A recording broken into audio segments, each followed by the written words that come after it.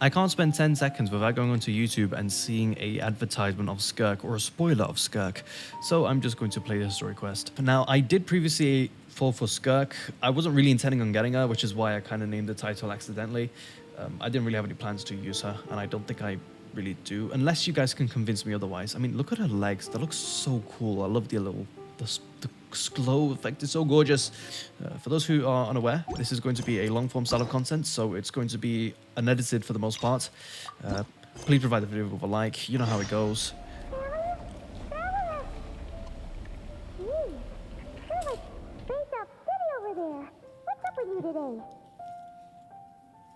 Wait, what? You feeling okay? We've been traveling all over lately, so maybe you'd come down with something. That's it. We're getting Baiju to check you over. Whoa, hold on. Wait. Did you notice one thing? We were inside the cave and her voice actually changed. That was actually pretty cool. I don't know why, just a little detail there that I just noticed. Okay, we're gonna go visit Baiju. That's interesting.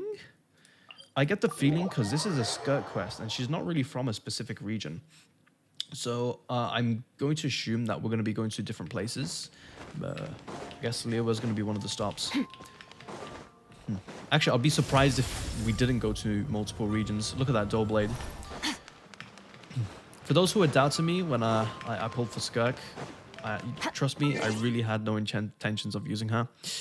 Just to show you, whenever I have no intentions of using people, I usually just tend to ignore them. For example, I already had Chaska on the other account, so I didn't use her.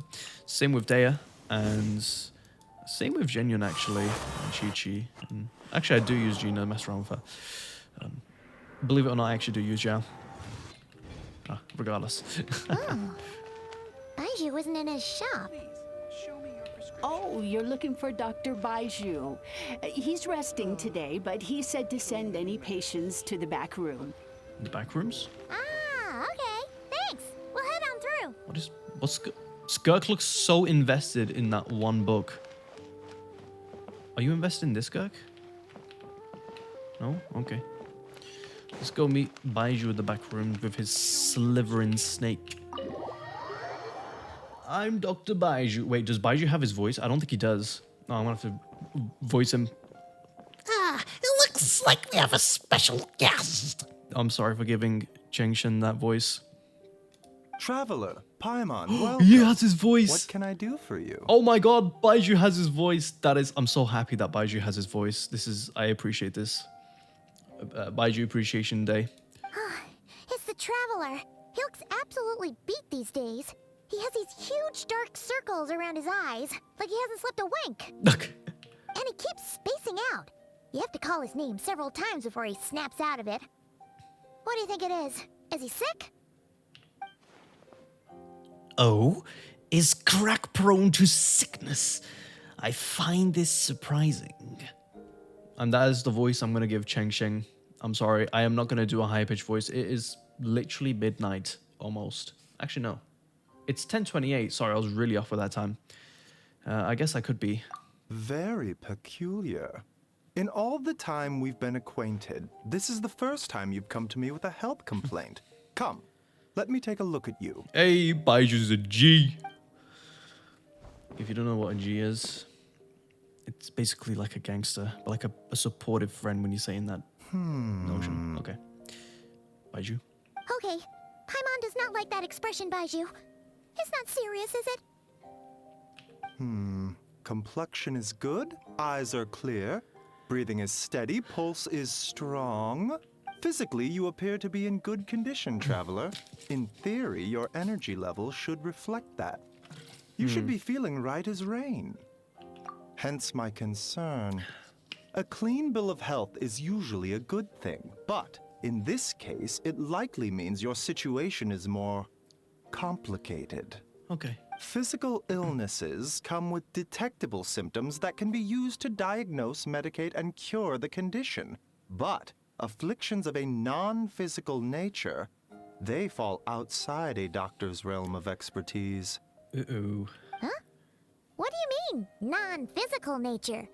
Curses, dark magic, it's hard to say. It could just as easily be a simple case of mental fatigue. But it can't be. I'm an alien, like Skirk.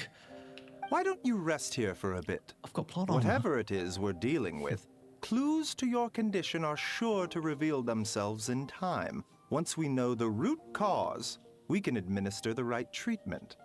Okay. I've seen my fair share of mental afflictions. To start with, the calming incense is a good night's sleep, and a good meal will do you a world of good. In the meantime, Changsheng and I will review the relevant literature for afflictions that present with mental fatigue. Changsheng now has a male voice, that being me. I am the snake. Still, we're not experts in this kind of thing. I say we should strongly consider calling in a specialist as soon as possible.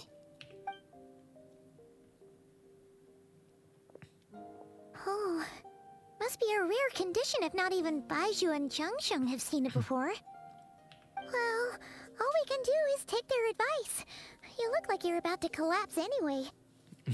I love how the story quest actually starts with Traveler instead. It's a very unique way of starting it off. I mean, Skirk is a unique character, so I'm guessing this story quest is going to be the most unique out of all the story quests that we've played so far in Genshin. Just get some rest. I genuinely will believe be that. right here by your side. Fingers crossed you'll be all better when you wake up. Okay. Oh, I was confused for a second. Why are we playing a Skirk? And then I realized I gotta. Just so to further show you, Doughblade, artifacts. I'm gonna keep it like this for a while, unless you guys can convince me otherwise. Anyways.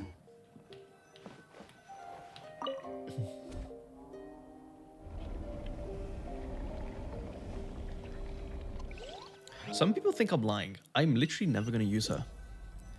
Or at least I'm rarely gonna use her. Where am I? There's a thick fog covering the field of vision. This feels more like a dream, but it's too chilling to be real life. My breath freezes in the throat before I can even exhale. It feels like my soul is being wrenched from my body and thrust into this strange, unfamiliar space. Whichever direction I look in, there's no end in sight. And worse than that, I think we're something in the fog. We're something in the fog? Following me like a shadow? If this is a dream, how long till I wake up? If it's not, then where in the world am I?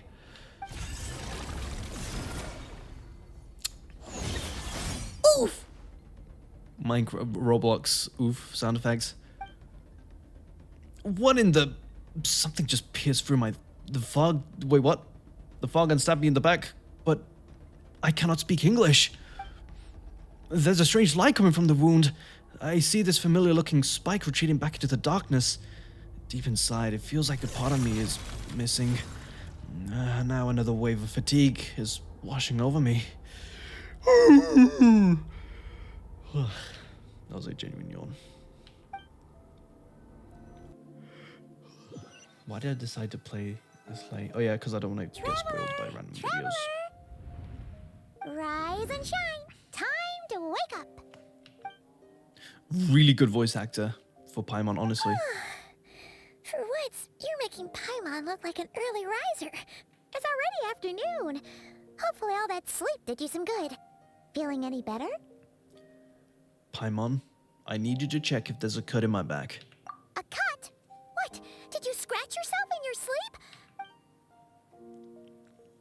There's gonna be nothing there. Nope, nothing there. Wait, did you have a nightmare? Okay, don't panic. Paimon heard that dreams tell us what we need by showing us the opposite. So, if you had a nightmare, maybe all you need is something to cheer you up. Come on, Paimon will treat you to something yummy. Yay.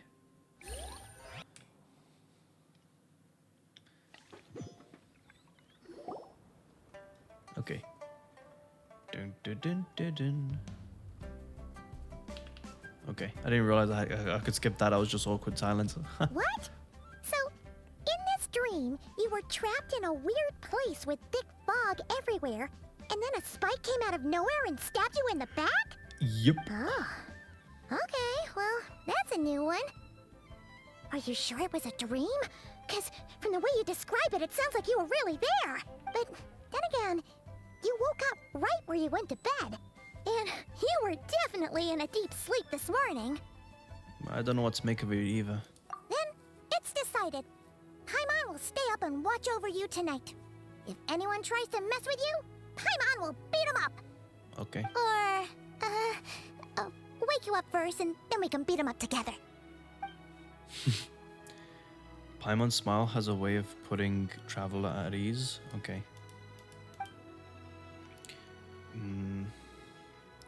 But what is it still bothering me? The dream was so chilling, and it almost feels like there's something watching me from some corner of the world even now. Something stabbed me in a dream, but when I woke up, there was no wound. Still, if I focus on the area, I feel a vague aching, almost as if deep underneath the flesh something is. Something is missing. Did you just say something? You heard that too? The flesh remains whole, but the soul is incomplete.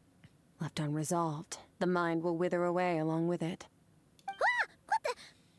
Wait! Paimon remembers you! Your child's master! Skirk? Yeah, Skirk. Right! What are you doing here? The last time we saw you was at the Primordial Sea in Fontaine, right?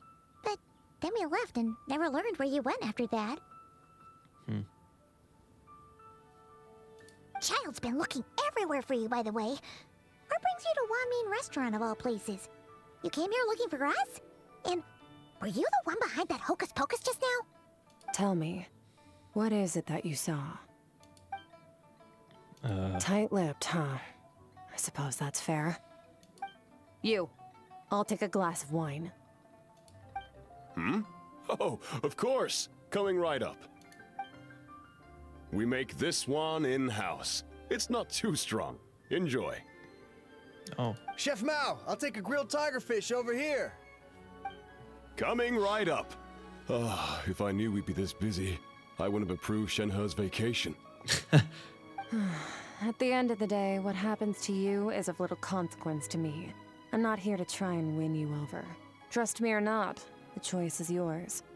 If you want my help, now's the time to speak up. You have until I finish my drink. What do you know about the situation? I was investigating an abyssal disturbance in the area and happened to notice you. Oh. Part of your soul is damaged, and the wound bears traces of abyssal corrosion. What? Need I say more? Neither of those things sound good. Yeah, I thought I was immune to that stuff. I thought I had plot armor. Okay. Skirk seems to know something. And given that her strength, I bet she could tell what happened to me.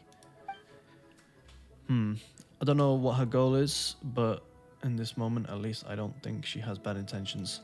Well, should we trust her? What do you think, Paimon? She mentioned an abyssal disturbance. Maybe that has something to do with what's going on with you. But we could always find a different expert on the abyss to help us out. Yeah, and that thing she said about your soul being damaged is scaring, Paimon. Definitely something we should fix sooner rather than later. Skirk's an interesting one, that's for sure. But from what Child's told us, she doesn't seem evil, at least.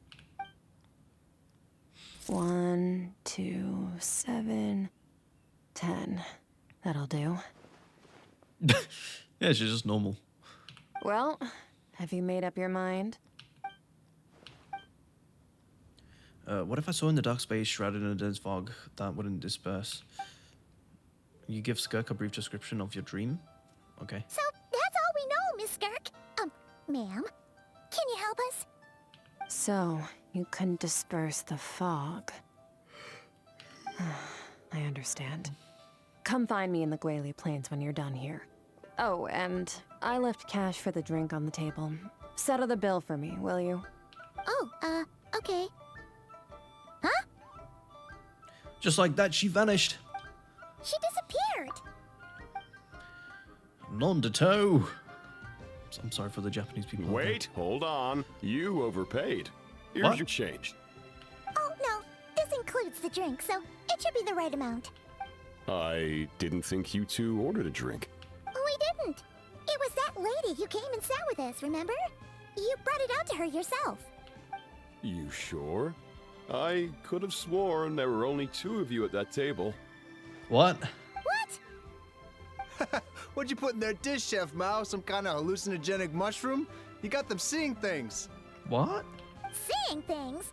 Wait, so neither of you noticed her? Young lady? About this tall? Wearing a purple dress? She ordered a glass of wine. Oh, now you mention it, that vaguely rings a bell. And it looks like I did open the wine jar, so it must have just slipped my mind. In any case, that settles your bill. Come again soon. What? Chef Mao, please check. I've lost my vocal cords. Coming! Okay, what was going on there? It's like they didn't remember Skirk being there at all. Interesting. Even Paimon was half convinced we hallucinated the whole thing. But that Mora she left for us was definitely real. Oh, this whole situation is giving Paimon the creeps. But anyway, she told us to head to the Guili Plains, right? Let's not keep her waiting. Okay. Friendship opportunity time. Let's go, Skirk. Oh, right. I am playing as Milan. Oh, it's so weird having Skirk as a label on the bottom. Oh, I am playing on the main accounts, by the way. The reason for it is, well, I just couldn't be bothered logging into the other account. Well, actually, no, there's a deeper reason for it. My sister wanted to see what Skirk could do, and she was like, okay, please demonstrate. So I just sent a video of Take it a easy. demo. I just happened to be logged into my main account for this one. So that's why I'm on this account. We rarely get to see footage of me being on this account. Also, I'm going to change characters now, because, you know, I don't really need Skirk. There's a goddamn moth in my face. I love getting harassed by moths. What other characters do I use again? Wait, who do I have in my team? Okay. You know what? I'll use... Yeah. Sounds good to me. Pop Kazuha and that. I've not used Kazuha in a while. It's really nice to just use the characters that you don't usually Time to go. play with. Which is odd saying that, but you know, when you have multiple accounts, it really just What are all these rift hounds makes you doing appreciate here? the other characters that you've had. Huh. Looks like they're collecting something. Let's go check it out. Can't wolfhounds just like spawn in and out of like different dimensions? Zhongli shield. Okay, Yalan. Quietly now. Busted. Clouds high. Birds. Time for a light show.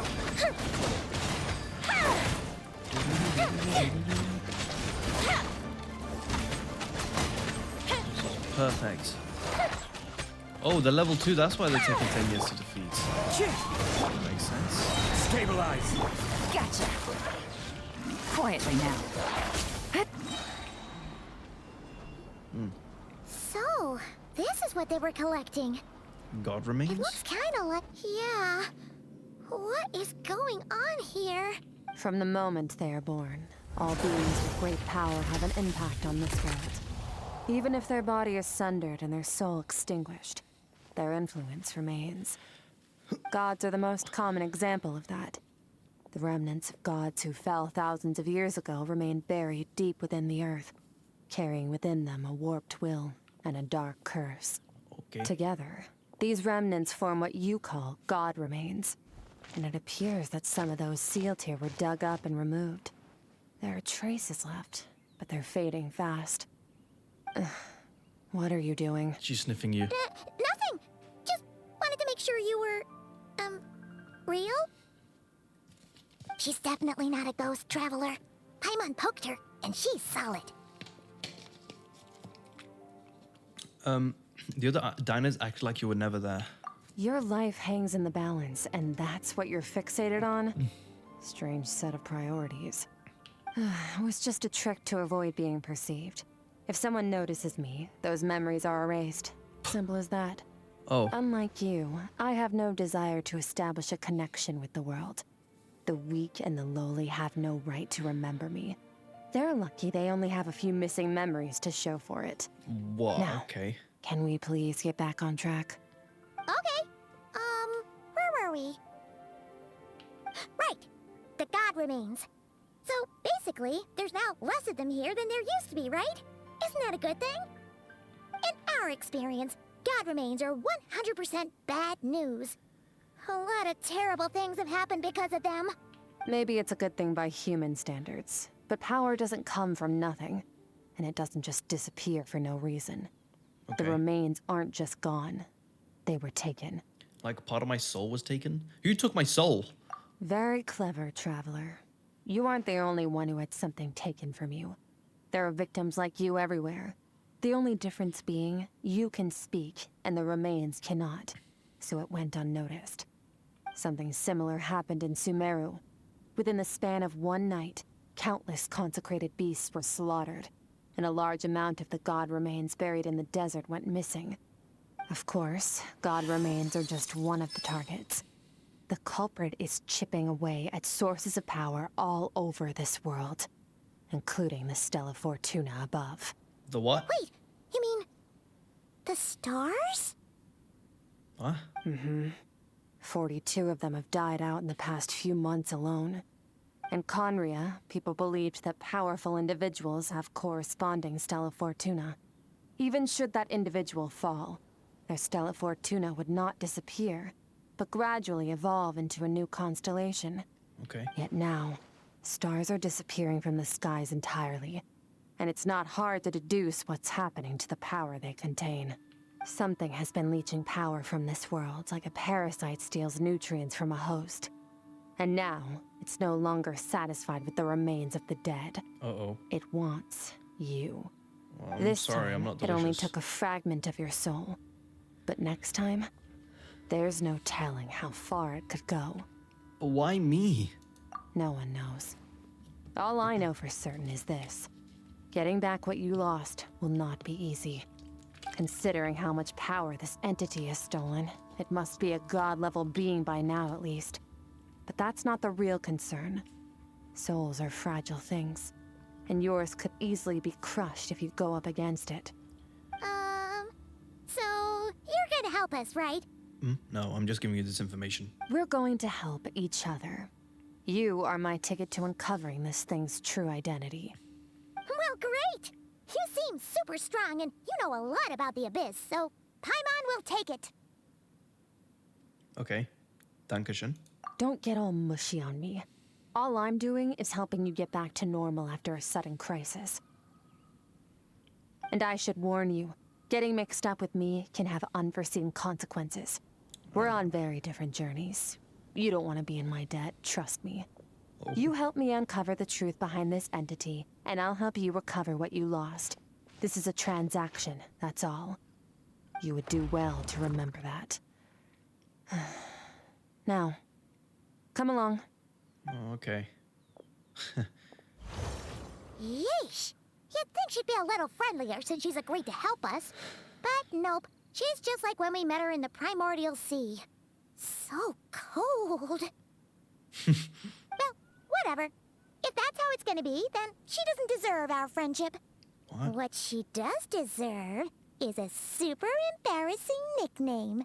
Oh no. Ah, Paimon's got it. Frosty the Lavender Melon. Oh my god. Serves that Ice Queen right. Ice Queen, that is such a compliment at the same The time. important thing is that we get that piece of your soul back. So, let's follow her and see what sort of plan she's got. Paimon gave her a quote-unquote nasty nickname, but she also gave her a really, really slay-like nickname. Ice Queen. Love that. Okay. Although I don't like the fact that she's using ice, but you know, it's just this is very conflicting for me right now, okay? Give me a break. What if I just use Bennett in here for fun, even though it doesn't work well with Yelan? Sorry guys, I'm talking to myself. Whoa! This place is way bigger than Paimon expected. Like, where the hell is Where this? are we? This is where I live. I suppose it's the closest thing I have to a home here. Oh, nice apartment you got here. It's pretty spacious. It is. I brought you here because time flows differently in this place. I don't know how much Ajax has told you, but when he fell into this space, I mentored him for 3 months. In that time, only 3 days passed in the outside world. Ajax? Oh, right! That's Child's real name! Yeah, Paimon remembers him mentioning something like that. Huh. So, a month here is equivalent to 1 day in the outside world? That should mean we're safe from that power-hungry soul snatcher for now, right? Yes, well, I didn't bring you here just to show you around. In the outside world, the Traveler could be attacked at any moment. But coming here has bought us quite a bit of time. Now, we just need to figure out how to investigate that place you saw. The one full of fog. Both your description and the abyssal disturbance I felt point to that space having some connection to the abyss. It could even be a domain similar to this one. The thief who stole that fragment of your soul is hiding there. Okay. But the abyss is a chaotic and turbulent place. If we want to pinpoint their location, we need to see what that space looks like without the fog. Abyssal power can grant a special form of sight. Have you ever wielded abyssal power before? Not that I'm aware of. Okay. Do you plan to learn? I'm kind of at odds with the Abyss. That tracks. All the information you have suggests the Abyss is something sinister, and that abyssal power is a wild and dangerous force that always spells disaster. And you're saying that's not true? Depends on your perspective. Floods and hurricanes take countless lives too. But if one day you gain the power to control them, what was once a calamity is now just another tool in your arsenal.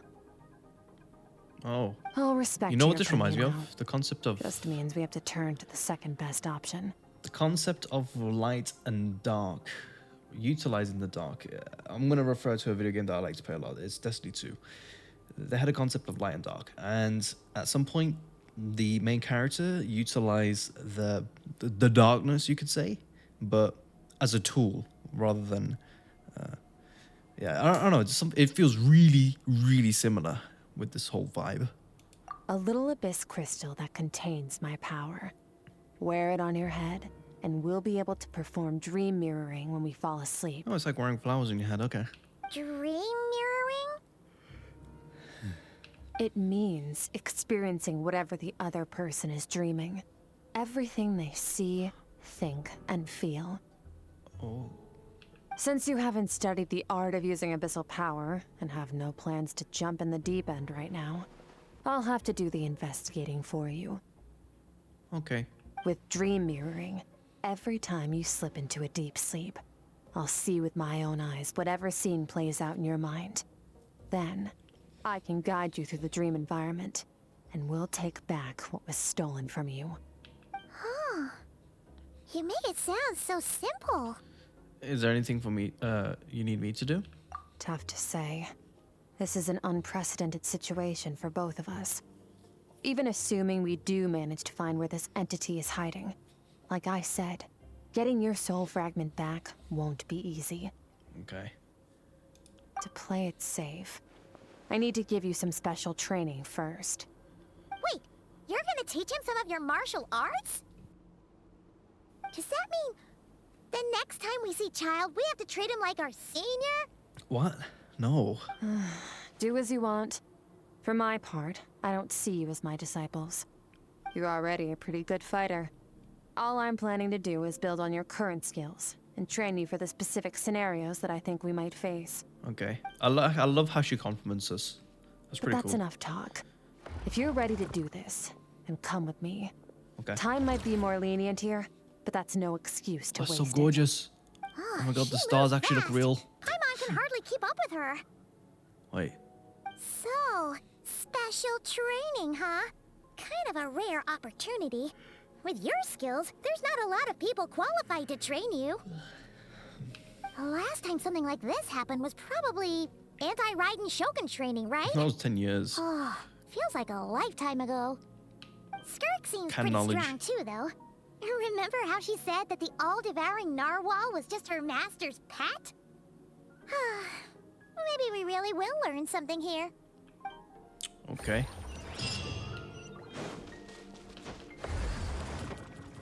Abyss.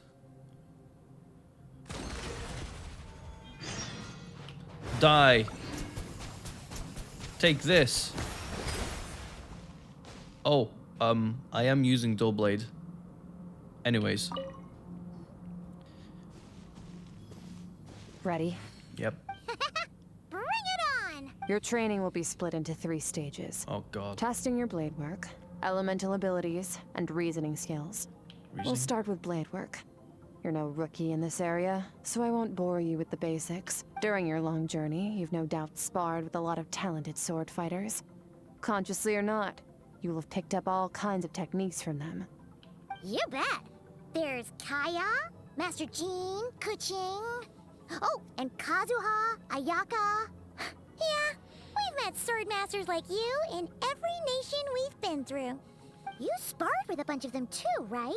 Mm-hmm. Nice to know it's all gonna Kazuha? come in handy now. Don't get too smug. In sword fighting, techniques alone are not enough. You need a cohesive system to bring it all together. A style or school of fighting. Okay. To use the human body as an analogy, your style is your skeleton, the foundation, the framework. Techniques are the muscles and other flesh attached to the bones. This is where your strength comes from. Improving your sword fighting is like growing that body. If your frame got bigger and taller, but you didn't add any muscle mass, you'd be weak and flimsy. Then again, if you packed on pounds of flesh without a big enough frame to support it, you'd end up bloated and unwieldy. Okay, when I'm yawning, I'm not yawning because I'm not uninterested. It's just recording at this time is very strange for me. I was kind of 50-50 on it. I've been sleeping super late as well, but I think I can handle this. I mean, I want to. You need to do some introspection. Take a good, hard look at your past experiences and figure out which parts of what you've learned are just techniques, and which parts can be used to form your own system of blade work.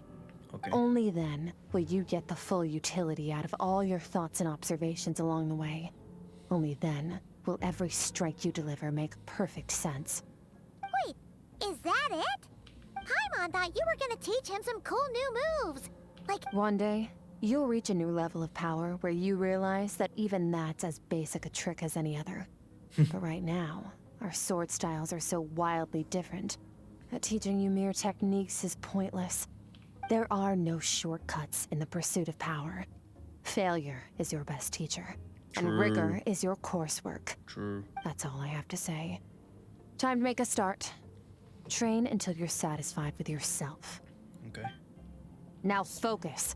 Destroy the crystal columns as swiftly as you can. Water jet!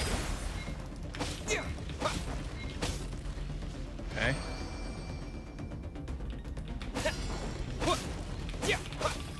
Water jet! Oh, is there one here? oh, this is making Paimon's head spin. Hang in there, traveler! Me and my powerful dual blade, am I right? Okay, wait, I could just use water jacket. Okay. Holy sh! There's so many of them. Water jet! Let's go. I like this music. It's very unique. Doesn't fit into any sort of region whatsoever. I know there's no oot oots. I'm just making it.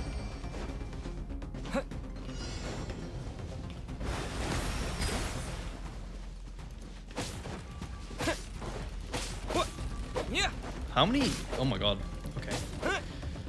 I feel like we're gonna do this so many times.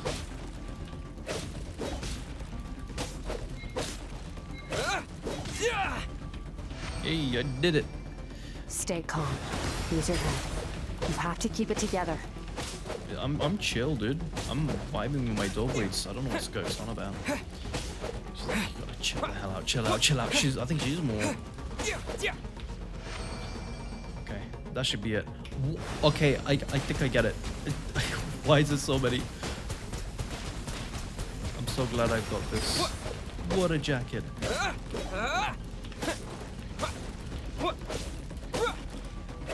What? That didn't hit? Oh my god. I swear, if there's another one after this, I'm gonna be sad.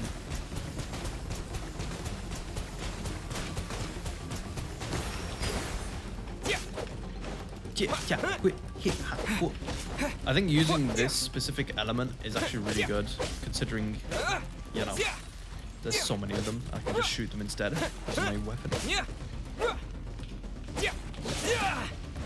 Oh, that actually works pretty well. Okay, that's it. Oh my gosh. I'm gonna go insane. Oh, my sword transferred into this prototype. Okay. Amazing. This transformation, my whole view of sword work.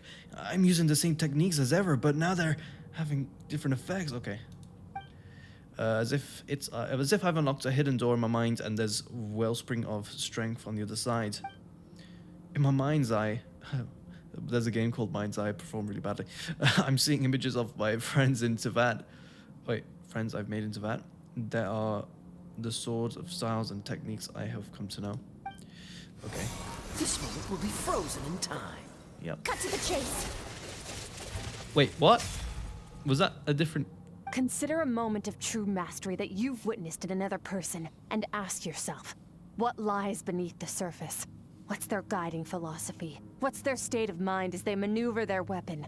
Yeah. Now take that and practice it right away with speed, skill, and strength, over and over, until your hand is one with your mind. This is the only path to true growth. Step on up. Dance with the waves. We're just getting introduction of all characters. Yes, no sheath. Okay. Yep. Time to test that on some innocent hilly chills. Oh. It would have been cool to actually see like a difference between Traveler actually getting an upgrade with his If you attack. start to tire, empty your mind, but do not stop. Stay in that frame of mind as you keep up the fight. Get rid of all redundant movements. Imagine your sword is an extension of your own body. Wield it just as you wield your arms, hands, and fingers. 'Twas on a deserted, moonlit night that the hero approached the vile dragon's limpid lair. Ring cutter! Feathers fleeting wet, the white heron treads water. Aika sounds like a Aika. sight without flaw. Master of Inazuma Kamisato art Tachijutsu.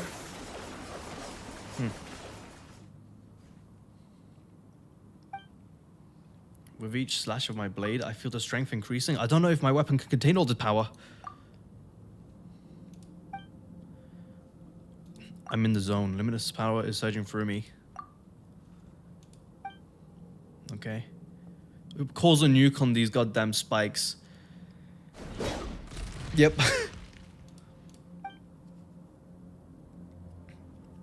Every ounce of my energy.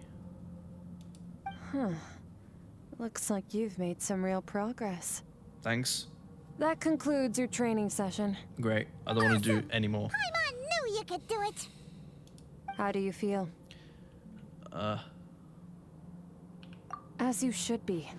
Time flies when you're training hard. You've actually been going for several days now with no rest. Huh? What? Yeah. Meanwhile, Paimon What? said a naps. But you were so focused, she didn't want to interrupt you. Wait, hold on a second. Okay, so we're in a different space of time. We're underneath where the heck. If you remember in the chasm, Paimon and Traveler never felt hungry. If he's been fighting for 7 days and they had no sort of fatigue... Well, if they had no sort of hunger... Wait, hold on. Did Paimon eat? Did Traveler eat? Did Skirk eat? I don't know.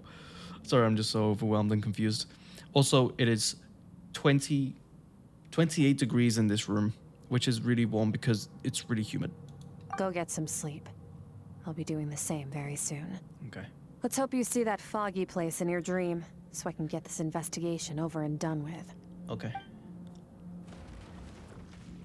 You can enter my dreams now. Makeshift camp. Let's make the makeshift camp.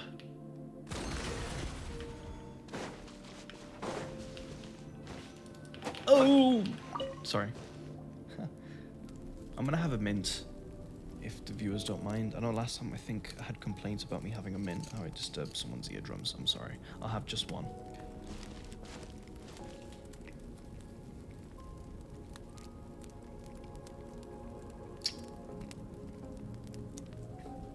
Nice earpiece.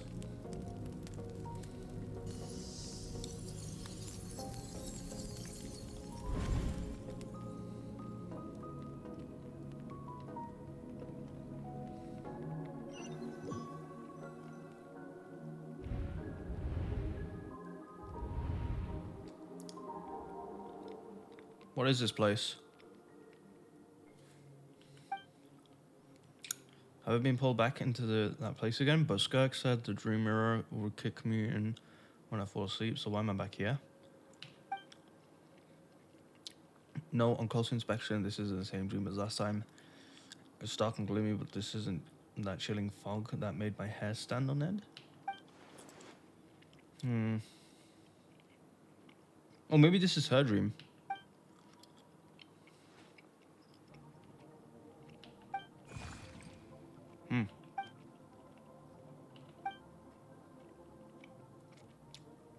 It looks like a Sealy.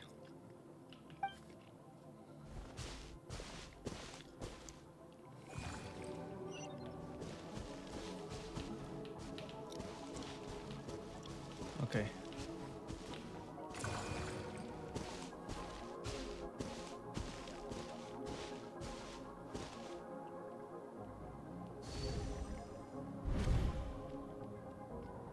Skirk, why are you skipping classes again? We've talked about this.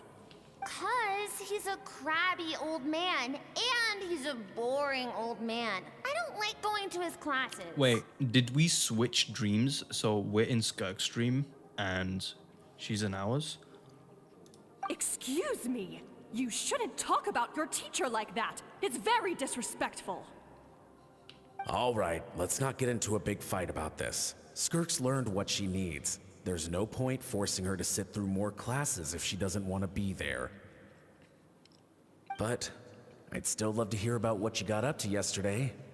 Why don't you tell your dad all about it? I went diving, and I saw this huge fish. I never knew they could get that big. It looked kind of dumb, though, with that stupid big fat head. I tried to shake its fin, but it just spat water at me. Aw, child Skirk is adorable. Oh, and today, I'm gonna go to that prairie up north. There's supposed to be this giant bird there that can spit fire. I bet if I climbed on its back, it could fly me all the way to the stars. Then I suppose your old dad should get one as a pet too. Otherwise, how are you gonna hear me call you for dinner up there in the stars? When it's time to eat, I'll come back on my own, Zilly. Anyway, gotta go. Bye, Mom. Bye, Dad. Bye. Wait! Put on a coat at least. You'll catch a cold. I am the talking cold. to you, young lady. You spoil that child, you know. Ever since that merchant ship arrived, she practically lives outside. Always going on about exploring the beyond one day, whatever that means. Ah, let the kid do what makes her happy. Besides, we both know you're all bark and no bite. Come on, our little adventurer's gonna be hungry when she gets back. Let's get started on dinner. Okay. Let's follow this little thing. I'm out.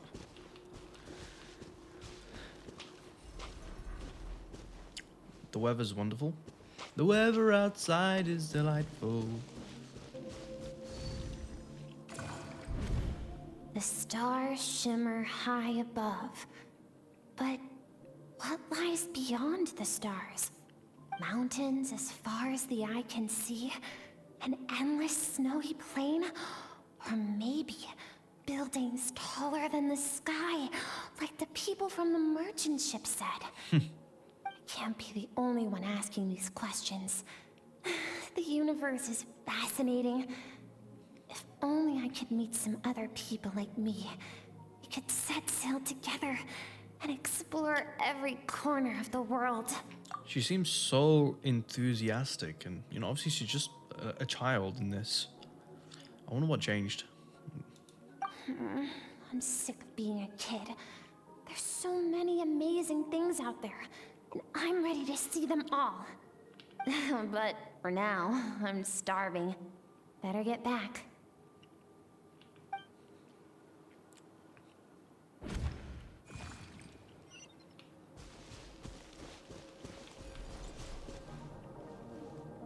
It's a weird design for a ghost compared to the other two ghosts. Like, why does she look like that? Is she different from her parents? Like, physically?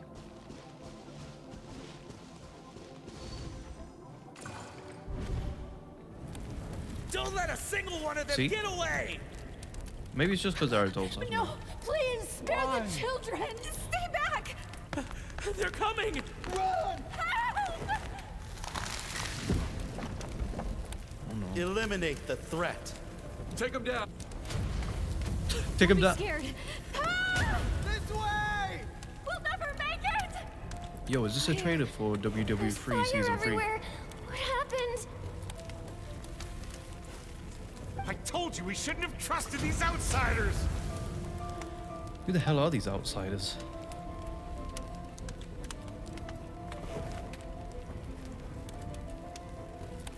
Why are you doing this? What did we do to deserve this? We welcomed you with our finest food and drink, showed you the best our home has to offer, gifted you cloth dyed by our own hands. And this is how you treat us? Israel in a nutshell. Run! Save yourselves! Oh dear. Captain, Zone 3 is clear and we have Zone 2 surrounded. Begin extermination. Remember the orders from upper command. No one is to be left alive. Bruh. Rest assured, sir. We have enough munitions to annihilate these savages and burn their entire civilization to the ground. This is very reminiscent of a specific country that I just Good. mentioned earlier. The only ones who put up a real fight are that man and his wife, correct? What's their status? We shot the man in the ankles and the wife broke her wrist attempting to fight back. They won't be doing much more fighting. They're holed up in their home for now, but they won't last long. To prevent them from making some kind of last stand, we're planning to clear out the other zones first so we can send a bigger squadron to surround them. Okay. Well, well. Turns out some of these beasts do know how to use their claws. Now the threat these savages pose will be undeniable. Let them cling to what's left of their lives for a little longer. Once the other zones are cleared, I'll cut off their heads myself. Whoa. That's vicious. Yo, this is such a crazy atmosphere. What does this remind me of? This atmosphere looks so gorgeous and haunting. I want to take it in. Imagine, guys, we're not even into that anymore for the next 2 years. We're in this, whatever this place is. What if I try and move out of here?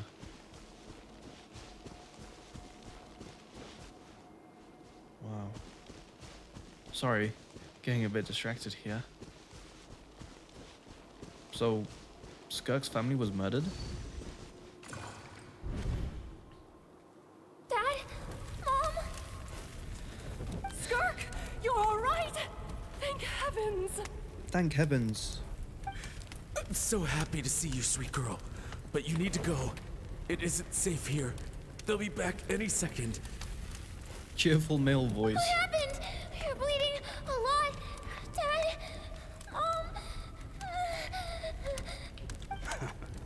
This is the place. Alert all units. Prepare to surround. Callous Run, soldier. Skirk! Run as far away as you can. Don't trust anyone. Okay. Your dad and I, We're not afraid to stare death in the face, but we need you to survive. My clever girl, so curious. You're already so brave. I know you're going to grow up to be such a positive light in this world. Whenever you miss us, just play this song. Remember, life is a gift. Don't let darkness claim it. Break down the door! Look what we have here. A savage that can pluck a tune. Well, the show's over.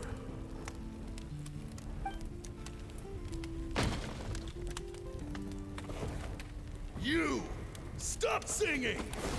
Shut it! I said shut it or I'll make you! Fine. Have it your way! Slice and dice.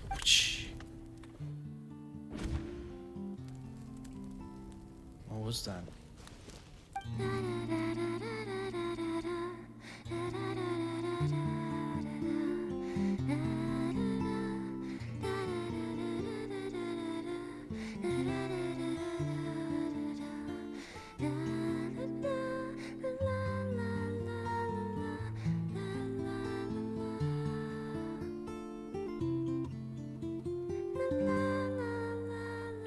Is this the first time we've seen a guitar in here? Oh, you're awake? Yep, I'm awake. I found a few clues while you were asleep, but it's only a start. Now, time for the second stage of your training. This time, the focus is elemental energy. Come find me when you're ready to begin. Okay. Does she know about this? Does she know that we know of her little bit of a past? We're doing training again? Oh, for... Man, staying in the abyss feels so surreal, don't you think? I actually kind of like it here. No day and no night.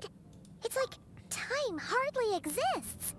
If we weren't careful to keep track, it feels like we'd have no idea how long we've even been here. Well, except for the fact that Paimon still gets hungry like clockwork. Okay, so she has been You eating. go do your training. Paimon's gonna grab a bite. And that ruins my original point, like, how does she eat? Well, obviously Skirk's been surviving here, so... Makes sense, I guess. Okay. I'm ready to start. The way I see it, the pursuit of power is the first is mastering the use of standard weapons. Okay. Next is learning how to harness the natural energy of Teyvat is, of course, elemental energy. But that's not my area of expertise. I draw from a different source of power. That must mean... Abyssal power, yes. Yep. Also known as the power of the Void Realm. My master, Sertologi, is a true expert in that area. After all, he was one of the group of 5 that infamously stole the all-encompassing power of the Abyss. An act for which the people of Conria gave them the epithet, the 5 Sinners. Okay. The elemental energy of Teyvat, on the other hand, is derived from the power of the Light Realm. These two forms of energy exist in direct opposition to each other.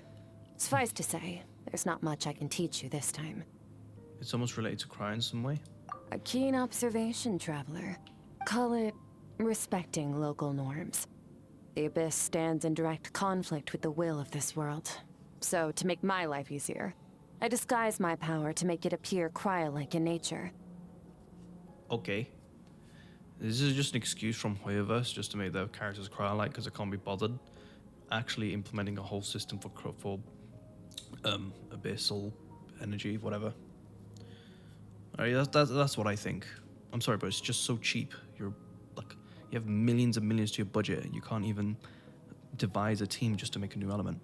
Sorry to be miserable and negative. It's a genuine concern. It's literally one of the main reasons why I didn't want to actually get Skirk. Because I was expecting her to, actually be abyssal. Obviously, I just mastered under a cryo, which really does suck. I just wanted something new, like completely new. It's a technique I learned from some Conrian ruins, known as the 7 Shifting Serpent. If you ever change your mind about delving into abyssal power, I can teach it to you. I have the ability to purify abyssal power. So I've heard. You seem to have a knack for removing abyssal power. But is purification really what's going on there? Like I said, Power does not simply disappear. What are you trying to say? Just thinking out loud. Let's focus on your elemental training. That's what's gonna help us if the situation gets tricky. Okay. True growth comes Is from she taller than adversity, us? but only if you make the choice to pick yourself up again every time you fall. I think she's taller So, than us. it's time to push yourself she's to the not. limit, and then keep pushing. This is the only way to advance at pace. Use the power of Animo to clear the field as fast as you can. Okay. I did jack poo. This is like the tutorial from Genshin in the very beginning, but just we're back to the original roots. You gotta love that. Wind blade. With the wind. With the wind. Wind blade. Okay. Observe your surroundings. Look for things you can use to tilt the scales of success in your favor.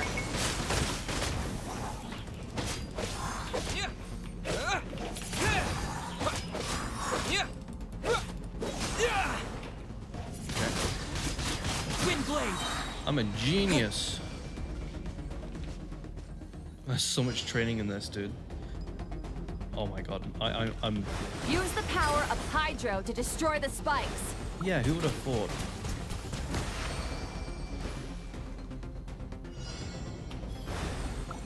Faster.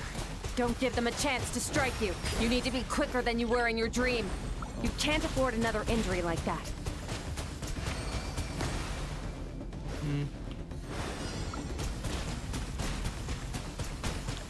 Did she say faster? Oh, sugar.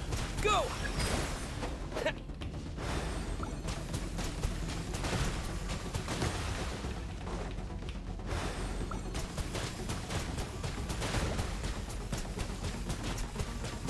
Water jet.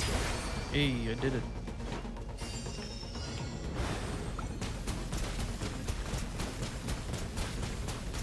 Water jet.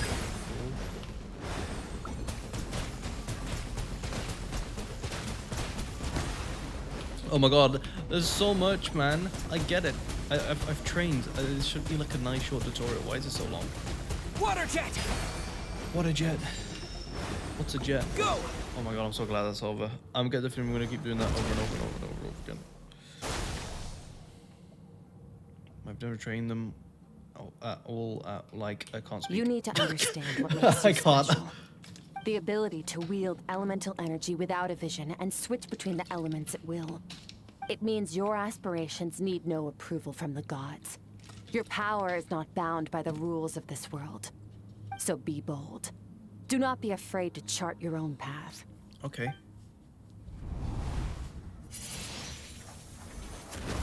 Stone, those lightning, flourishing foliage. You feel the power of the elements flowing through me, something as peaceful as a flowing stream. Other times surging like a raging river. Yeah, I think that's just the Hydro taking over. Or maybe it's just me. You hear the voices, but it's like some wild beast battling me for domination. Like hello to an old friend. What?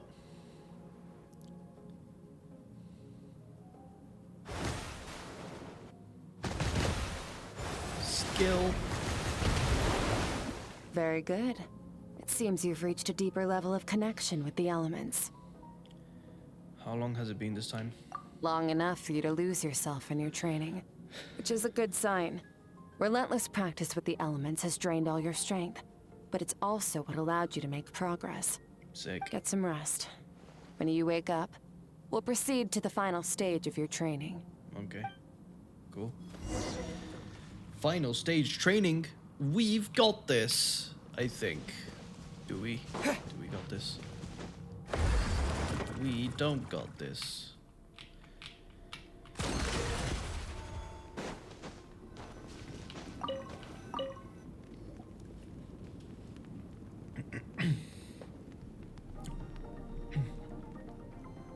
Oh, I wonder if we can enter this place casually.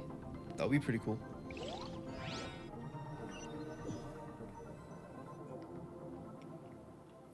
This place again. Oh, we're gonna see more of her. Did you bring me here? Oh yeah, you did? Okay, cool. No response.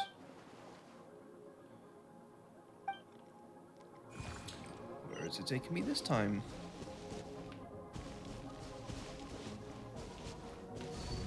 Yes. What is the secret to power? Longing, hatred, self-preservation. No, it is fear. The fear of losing those you love. The fear of watching your home burn. Fear of loneliness. Fear of death. Fear is the source of evolution. It forces humanity to adapt to their environment and overcome hardship. It is in the process of prevailing over our fears that we surpassed first ourselves and then the rest of the world. Okay. That fear is now part of you. It calls on you to evolve. And it is time to answer.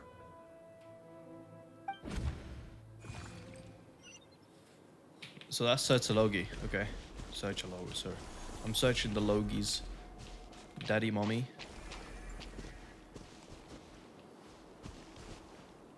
I love how Aoife literally has like subtitles for him. What? Any minute spent missing home is a minute wasted. Practice your sword work instead. Do not make me tell you twice. Okay. But, Master, I can barely lift the sword anymore. If I keep going, I feel like my wrist is going to break. So it has not broken yet. Not yet. Then pick up your sword and keep practicing until it breaks. I want to hear the cracking and splintering of bone. What the f— After all, bones can always be reset. Bro, so it's a Logi, bro. You're so insane. Oh. Wait. Wrist? Wait, break her wrist? Did she train so hard that her arms turned celestial? Does that also apply for her legs? Did she train her legs and arms so hard that they broke into celestial looking? Once again, I don't know. you survived. I feel like I'm onto something. Cold and pain. These are signs that you are adapting to the abyss. Each time the flesh is torn and the spirit crushed, each time you claw back from the brink of death, you become stronger. Okay. I now understand why these people sought to destroy your homeland. Your potential goes beyond even what I could have anticipated. But you still have much to learn in your pursuit of strength. Your mind is rife with distractions. From now on, I shall show no mercy in your training. You must learn to shut out all the pointless emotion. Crush the self that makes you weak. And become master over your physical form. Turn into a psychopath? Get up, Skirk. Wipe the blood off your face. Cut away the rotten parts of your flesh. And mend what is broken. Then take up your sword. Okay. Yes, Master.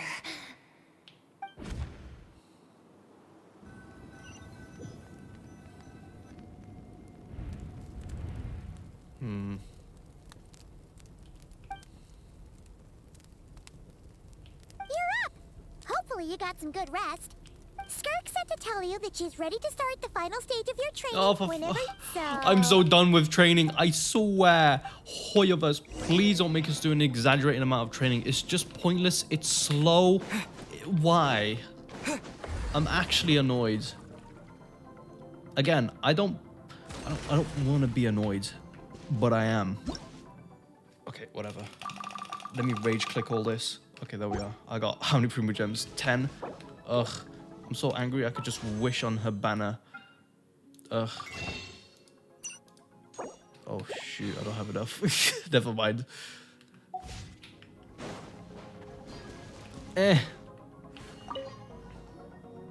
From your training so far, you have gained better command of the sword, and more control over your elemental abilities. Dankeschön. That's only part of it. Experience is the real teacher. Your journey, the friends you have made, the dangers you have faced. These have taught you more than I ever could. Now, it's time to focus on how you react under pressure. You must be able to think rationally, even in unpredictable combat situations. Okay. To simulate this, I'm going to attack, and you're going to block. Ready? Yes. Not bad.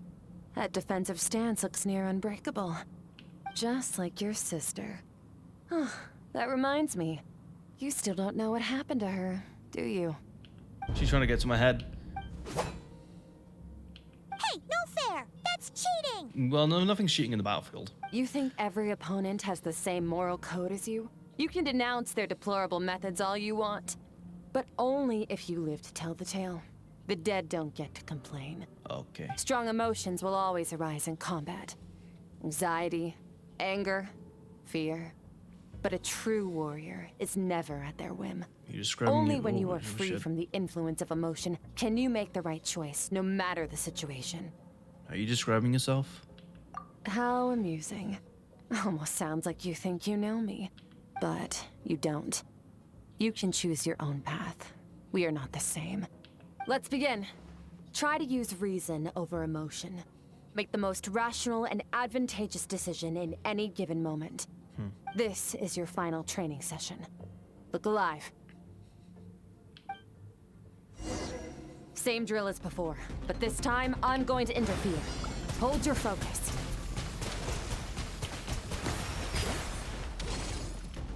Oh, you're an interviewer. Water jet!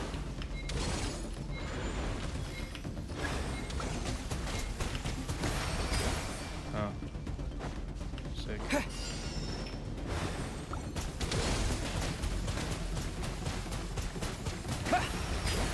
I'm so sick of these dudes. This wicked end.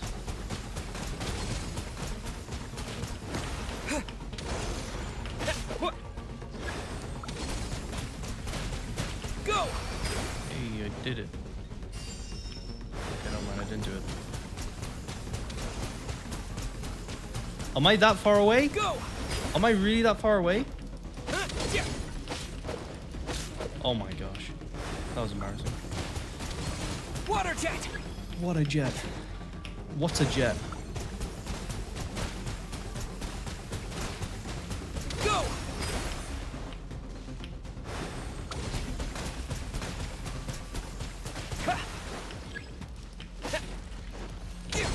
Autoplastic. I don't know why that just went in my head. I think it's because it's nighttime, so no. Not bad. Better than I expected. Thank you. It's not easy to control my emotions. Battle is overwhelming, but if I can just focus all my attention on my opponents and it's almost like my emotions take a backseat. You're getting the hang of it. The first step to controlling your emotions is controlling your mind. You want a unified train of thought. It all comes down to focus.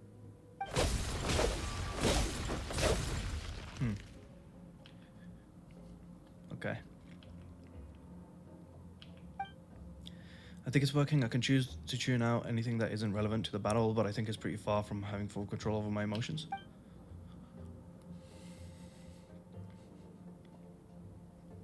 Okay. Your mind is rife with distractions. From now on, I shall show no mercy in your training. What the hell? You must learn to shut out all the pointless emotion. Crush the self that makes you weak.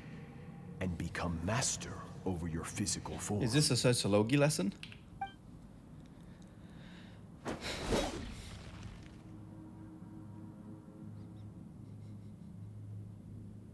How merciless does the training have to be to make someone substitute all emotions for pure reason? Jeez. Stop. Let's pause here. One look, and I can tell your mind has wandered. That's to be expected. There's a limit to how long a human being can concentrate on one thing. Staying calm and focused sounds simple in theory, but in practice, it's more demanding than sword work or elemental abilities. Okay. Skirk is right. Now that I've stopped all the emotions I was suppressing, rushing back to surface. Exhaustion, frustration again. I feel like I could be falling asleep on the spot. Get some rest. No point training further if you're already dead on your feet. Okay. Like I said at the beginning, the only goal of this training is for you to reach a point that you're satisfied with.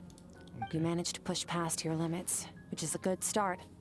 You can be proud of that and sleep well knowing that you've earned it. I'm gonna have a nice sleep and watch your numbers. A chest, gimme! Holy. Oh yeah, it's because I'm based in Europe, so the delay between collecting the thing isn't bad. Okay, Skirk, you got anything to say? Warriors will train day and night to perfect their skills. But when the battle comes, their fate may be decided in a matter of minutes. One mistake, one moment of hesitation. And just like that... Yeah, cool. Sorry. Sleepy Krac. Although realistically, I'm probably gonna sleep in like 2 hours time, so... You know, nothing too crazy. Nothing too crazy. Okay. Ooh, don't want to burn your toe. Traveler.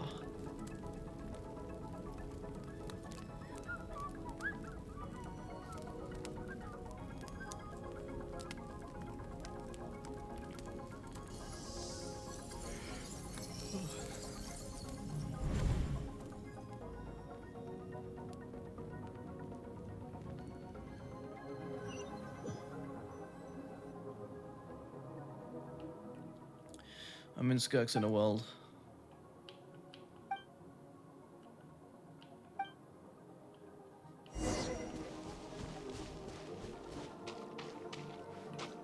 You know, I remember, Skirk is amazing. She faced down that terrifying giant and cut its head clean off. I remember when I'm like going through sleep, like every one of us does, I'm able to just isolate noise when I'm almost to a point of going into a full sleep. It's very interesting how humans can just cut off certain noises. And same with other animals as well. I know cats are really good at it. Yeah. For example, the noise of the fan. Here you go, it's cut off. Oh, she got hurt though, didn't she? I heard it was pretty bad. Okay. Yeah, well, that's a given. But the moment she was on the mend, she got right back to practicing her sword work. I heard Master suffered a grave injury once too. Lost an arm and a leg and still came back stronger than ever. Skirk's becoming more like him by the day. Incredible. I wonder if I'll ever reach their level. They're always so resolute, so unshakable. Okay.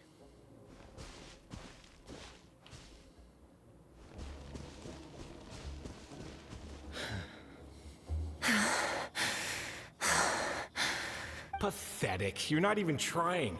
You're so much weaker than you think. Skirk, have you become a positive light in this world?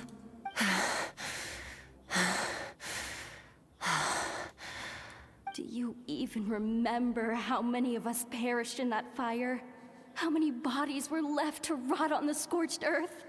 Yet you alone live on. Keep your gaze fixed on your blade. You don't deserve to rest.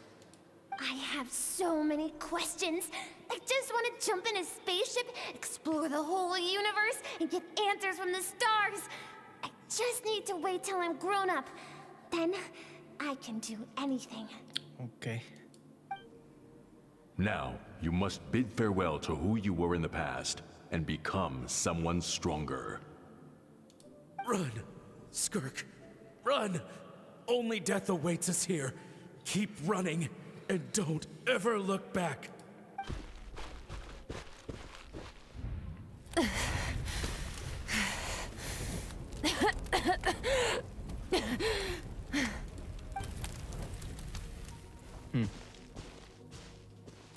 Ooh, my chair.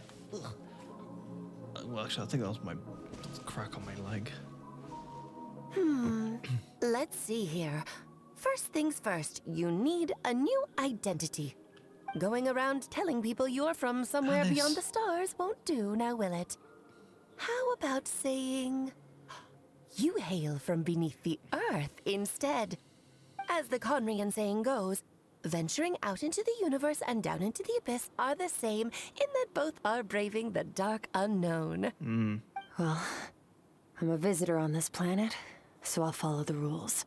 Ah, splendid. That saves me quite a bit of trouble. Let me offer you a piece of advice in return, although it might not be what you want to hear.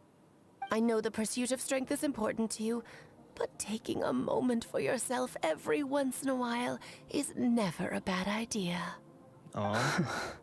Ignore her existence for too long, and there will come a day when you can no longer hear her voice. Damn.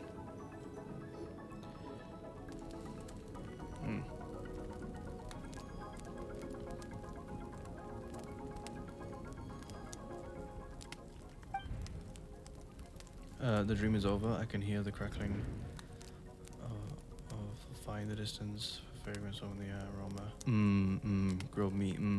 Food. You're awake! You must be starving, right? Ta-da! A barbecue feast just for you! Yeah, I am a little hungry. Of course you are! That's why Skirk and Paimon got this all ready for you. Dig in! Before it gets cold. You too? Ah, well, if you're around someone long enough, it's bound to happen. Plus, Skirk can cook.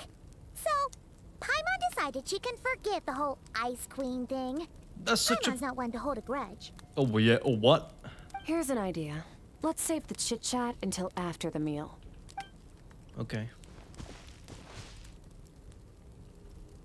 Skirk needed us. We're gonna be her therapist. So full. Okay, it's Paimon's turn to sleep now. Wake her up when it's time to go.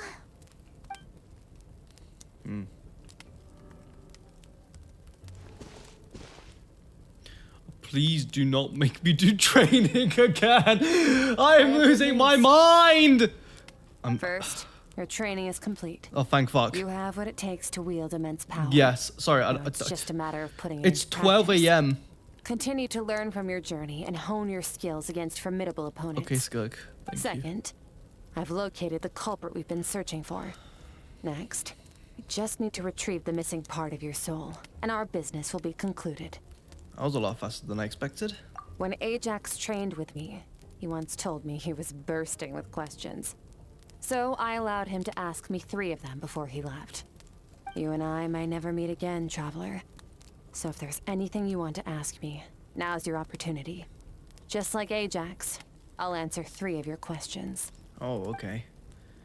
After spending time in Skirk's inner world and witnessing her memories, there are many questions I can ask. But the most important one is, are you really from Sivan? Okay, not the angle I was expecting. What makes you ask that? I'm sorry, I didn't tell you earlier, but while we were in dream mirroring, I think I saw your memories.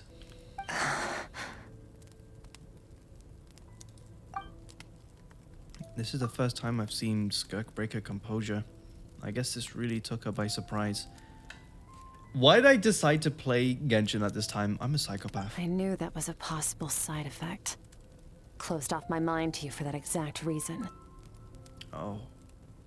Even with the dream mirroring, you should have seen nothing but endless darkness. No, I saw everything. So Skirk didn't share those memories with me on purpose, and in fact, she tried her best to keep them from me. Wait, speaking of endless darkness, on my first time there, that was all I saw until that strange creature appeared. Whatever. Must have been a flaw in my execution. I shouldn't be too surprised. Due to some recent circumstances, my self-control has been lacking as of late. Okay. Since you've seen what you've seen, there's no reason to hide the truth. All I ask is that you keep it a secret. Okay. You know, just for the Hoyoverse writers out there, not that it even matters because they're all based in China and they don't listen to English critique. You don't need to make your stories long. You don't need to make them long in the sense of combat. Respectfully, the combat is very slow. Make the story entertaining. You know, we could have had a moment where Traveler just trained and it just showed us a little cutscene like we did earlier, a little montage, rather than having us actually do it. Unless if we actually do need to use the whatever techniques. I mean, they could have introduced it just once. Anyways, I'm just giving my thoughts. No, I'm not from Teyvat. I'm from a different planet. And there was a time when I journeyed through the stars. A lot like you in some ways. Like me? Do you mean you're also a descender? No, we're different in that respect. You're influencing the fate of this world. But me, I'm just passing through. Several hundred years ago, my master, Sertologi, opened the border between worlds and sent me here. But this is not my home. And one day, I'll return to the vast unknown of space. So, there you have it. On to your second question. Oh.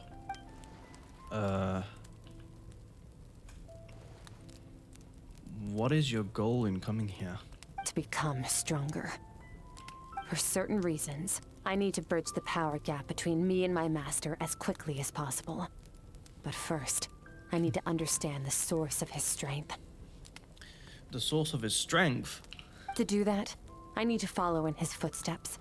Walk the path he once walked. And somewhere along the way, I'll find out how to defeat him. That is my sole focus and purpose. Okay. Ow. There's something stinging my arm. Hang on. Is it gone? I don't think it is. I can't tell. Okay. You have one question remaining. Oh, make it a good one, Eva. Skirk's goal is to defeat the foul. I can hear how serious this is for her. I wonder what those certain reasons could be. But given how quickly she blazed through the answer, I doubt she wants to talk about it. I have one question left. What should I ask? You make it sound so easy. Ever since the incident I experienced there, I've never stopped searching for Master Skirk and that unknown abyss.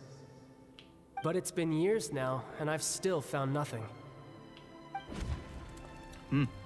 Wait, maybe I should take this opportunity to get Child some answers? Well, your last question? You know Child is looking for you, right? I said that in such a weird tone. You know Child's looking for you, right? Are you going to let him see you?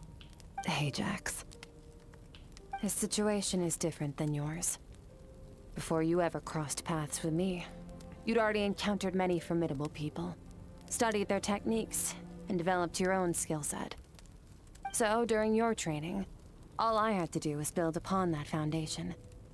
But Ajax was so young when he came to me. A complete blank canvas. Children can't help but imitate their role models. In the long run, that would only hinder his growth. Once Ajax has enough strength in his own right, I will allow us to meet again. Until then, let that motivate him to reach his full potential. Okay. That was a calm and calculated answer. It's like she was talking about something entirely mundane. I don't know why, but I'm not buying it. She makes it sound like the best...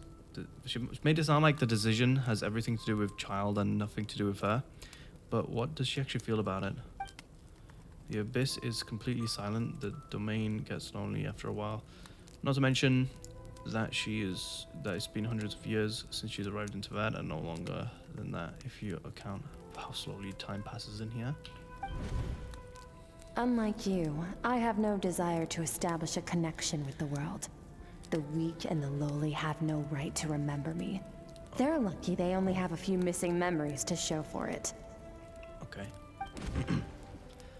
In all that time, she never established a connection with the world? Was it really just because she looks down on the weak? I doubt she'd give me a straight answer if I asked. Besides, I already used up all 3 questions.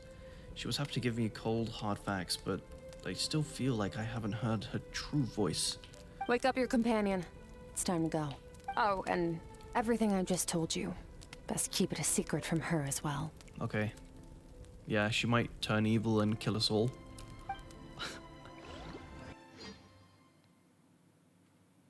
Time to go. Oh, finally. Let's go home, Paimon. Are you kidding me? Okay, I'm gonna take this one. This is the closest teleport waypoint. You know, I gotta say, it's a unique place to this. Just follow me. I'll open an abyssal rift close to the culprit's location. It will take us to where he's hiding. Okay.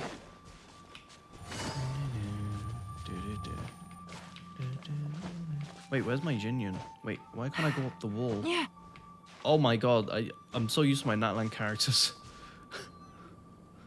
Wait. Jasker, I mean. This is near the chasm, right? Yes. If we enter from here, we'll be able to reach that place from your dream. Oh. You have some experience with abyssal domains by now. Yeah. But still, this is someone else's territory. Best to proceed with caution. Don't worry. Paimon's an expert at hiding behind other people for safety. Oh, but, that means you need to stay safe, traveler. Let's teach this thief a lesson. All right. Remember your training. Time to put it to use. Yay. The countless hours of training that I did for this. 10 years later. Oh, oops. Oh. Merciless.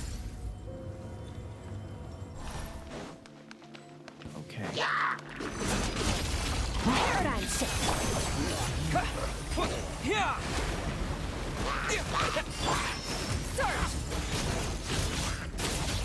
Oh yeah, just melts through them. Absolutely melts. Geez, Skirk is strong. I mean, no poo, but like... Really? Oh, oops.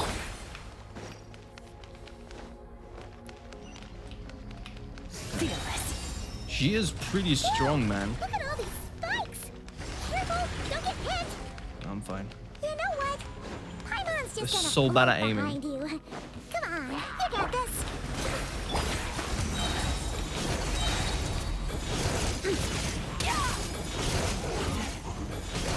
Hey, holy sh! What are you two doing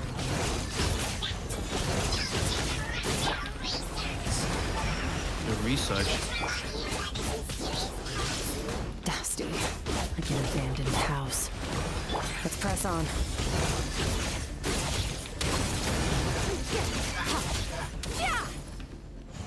Okay.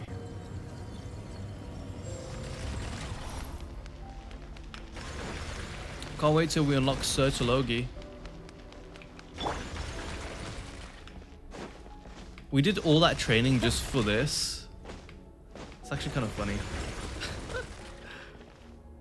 I lost a lot of health with my Skirk though.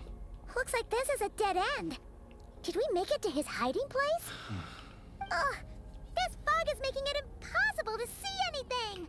This should be the place where you were attacked, traveler. Mm-hmm. Did her outfit change? Why does she look so different? The missing part of your soul should be nearby. Can you sense? Oh, I think of a crispy burger. Our opponent must have covered his tracks just in case. Otherwise, you should have sensed it much more strongly. Hold on, look! The spikes are back! Stay calm. Let's hold back a little. Give our enemy some wiggle room so we can see what we're dealing with. Our enemy took part of your soul for a reason. It's likely he integrated it into his attack somehow. Okay. If we're smart about this, we can track it down.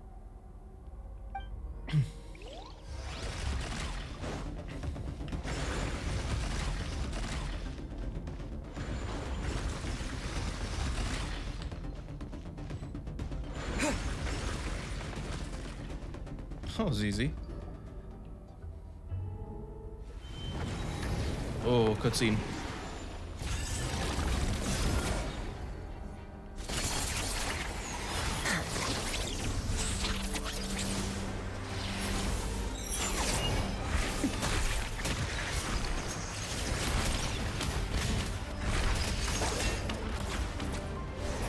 From the start, the attacks have been focused on me. Trying to break through my defenses? I see. Well, that's why they were so horrible at aiming at me. Those fingers traveler.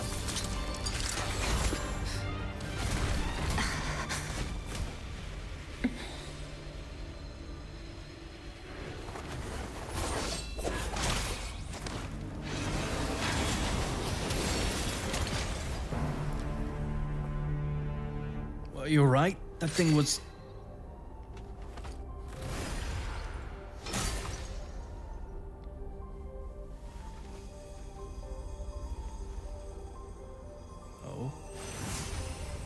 Thanks. There. I got it back. I can't wait for the voices to come back. Traveler! Skirk! Skirk. What happened? It looked like Skirk just got... In the Guili Plains, you asked me why this enemy chose you as his target. Now, the answer is clear. It's not just the fact that your strength is impressive. It's also because of your ability to, as you put it, purify abyssal power. Whatever that actually means. The fact is, that ability allowed him to do something that should have been completely impossible. Namely, break through my defenses and steal my power. What? So you were his real target? No. He couldn't have known I'd come to his domain. He only stole your soul fragment because he knew the value of its power. I doubt he expected it to come in handy so soon. Call it fate, if you want. I believe that's the term they use in this world for arbitrary coincidences like this. In any case, it works to our advantage. Once I realized what he was using that power for, it gave me the chance to get back what you lost. But you... I'll cope. Yeah, cope and... Oh, done gorging? Good. Time to answer some questions. How did you get the power of the all-devouring narwhal? The all-devouring narwhal? Oh, of course! Paimon knew that spike thing looked familiar. It looks just like that narwhal's horn! I highly doubt you acquired that power through your own strength. Tell me I'm wrong. You're desperate enough to scour the land for god remains and whatever vestiges of power you can find. That alone proves you wouldn't be able to defeat a creature like that. Which leaves one possibility. You know my master, the Foul, Sertologi. The Foul? Oh? Who dares call him foul?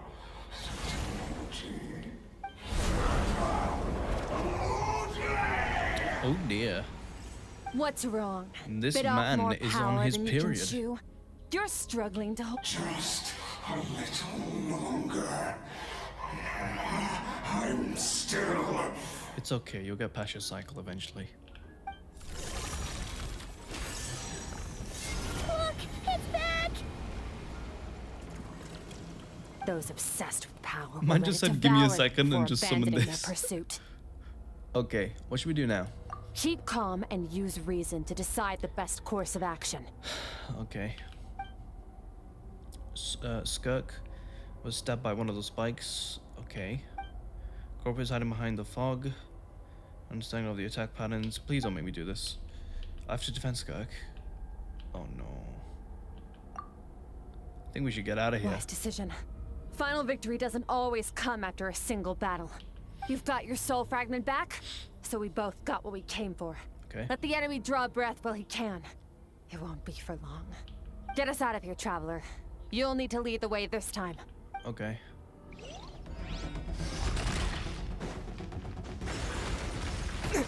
Oh, I actually got hit. Is your shoulder gonna be okay? That's the first time I actually got Wound is hit. minor. It'll heal in no time. You should focus on getting... Uh-oh! Falling spikes! It's fine.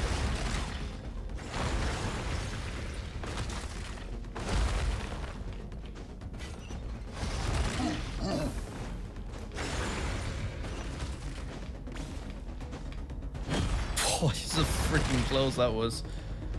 Watch out! Looks like this place is about to collapse! Of course it is. We've got to add suspense to it. Go, go, go! So, This is such a this scary guy's moment. power has something to do with the all-devouring narwhal. Did you know that all along, Skirk? I suspicions. That's why I decided to investigate in the first place. But suspicions only get you so far. I needed to verify it for myself. I don't want to go into the... I wanted to hear us speak. Oh, well. Phew. Oh, we should be safe here, right? No. I no longer sense his presence. Can't have followed us out of that abyssal domain. Weaklings like him will find that my power is not so easily controlled. He won't be leaving that place until he's managed to digest it. The old Devour Normal? You seem surprised. I suppose that's fair. You've seen but a fraction of what that whale is capable of. That gaping maw could swallow a planet whole. Really? It's called the all-devouring narwhal for a reason. Devouring is what it does best.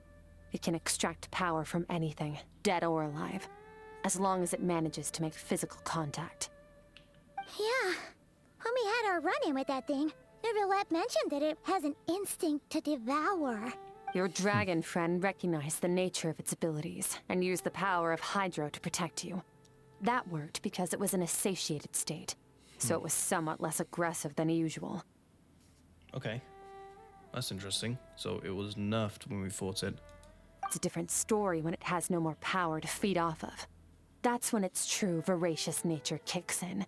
It could devour everything on the planet in that state, which is why I cast it into that void space. But I hadn't counted on there being anyone left on this planet capable of wielding its power. To me, that says he must have encountered the whale a long time ago.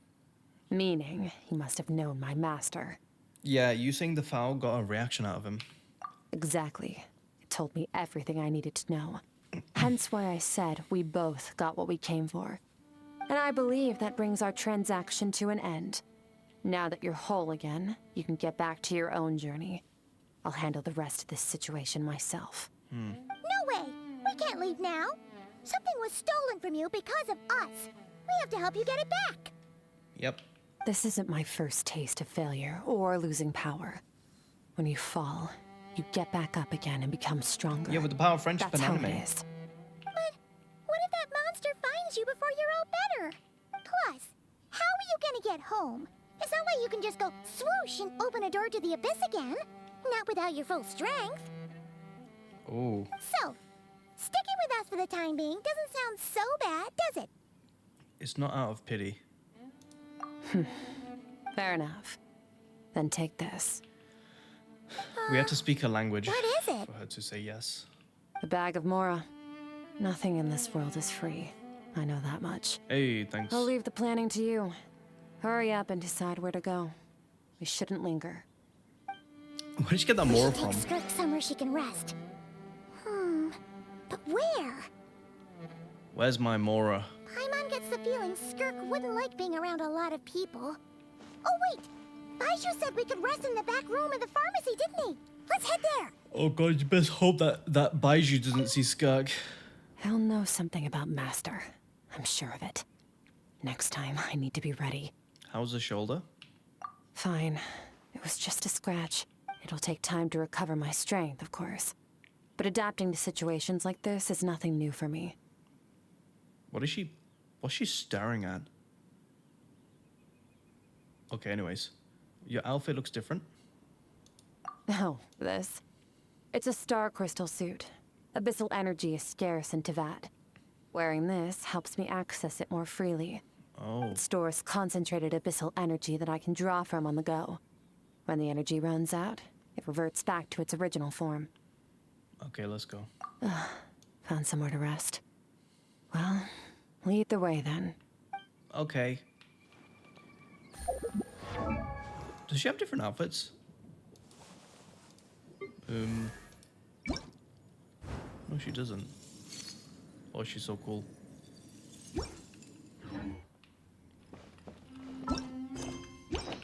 I was really expecting Skirk to be like in the end game, but honestly, I'm quite surprised that we've got her at this time, this moment of time. Not complaining, by the way. Just saying. Obviously, I do have my complaints, but I also have my compliments as well.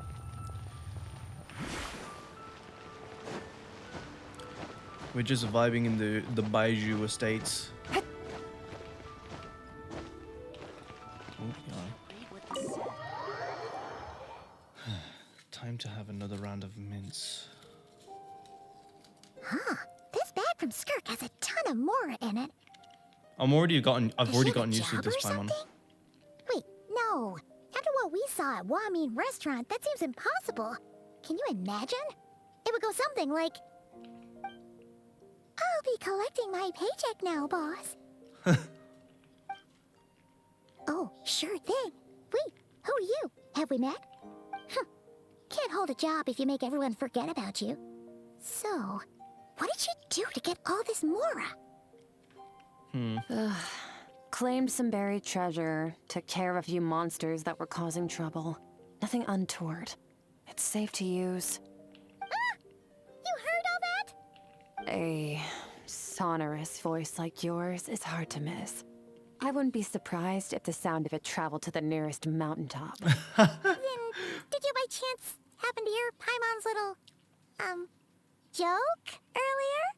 You mean when you called me Frosty the Lavender Melon? Oh, yeah. No, sorry.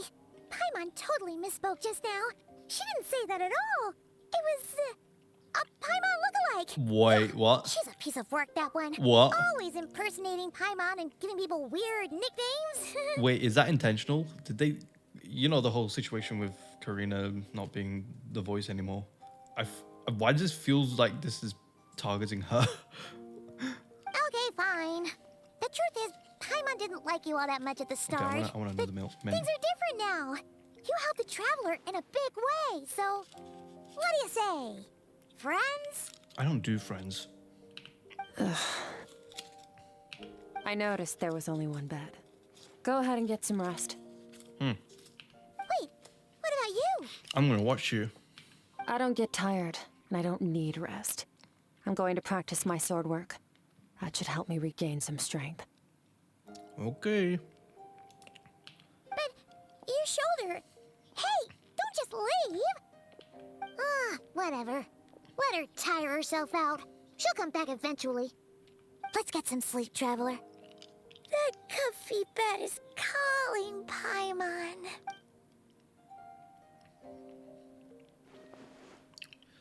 Skirk is stubborn. I'm also very stubborn. With anything. If I try to convince her to take it easy, I doubt she'll listen. Yeah.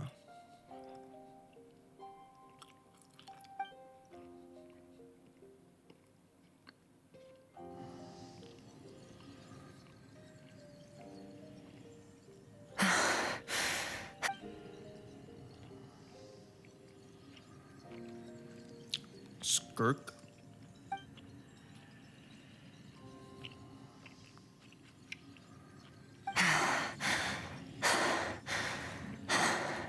What's wrong with her? Quiet. Oh, okay. Sorry.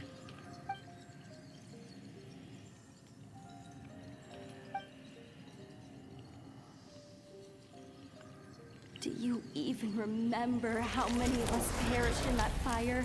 How many bodies were left to rot on the scorched earth? Yet you alone live on.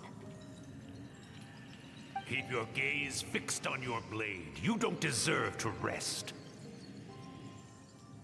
Run, Skirk. Run!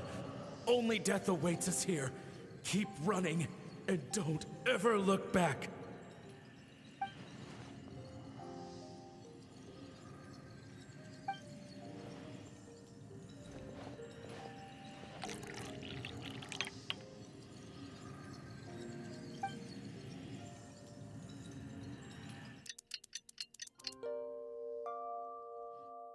I love how we utilize the Paimon time Getting abilities. an early night's sleep is the best. That bed was so comfy. You're welcome. Wait, Skirk? Have you been sitting out here the whole night? The bed's all yours if you want it. You recovered your strength yet? About 60%. Maybe 70. Oh, okay. Whew! Paimon thought it would take at least a couple of days. Let me know when you That finish was downloading. fast. I'm just saying, guys, These videos are very long. If you're here in the two hour mark, just leave a comment saying I'm still here or whatever. I'd appreciate that. I'd like to know who's actually here. Also, respect to you for watching it for this long. That's insane. But videos like these, like 2 hour ones, they take like 3 hours to upload. Like hours, like oh my gosh.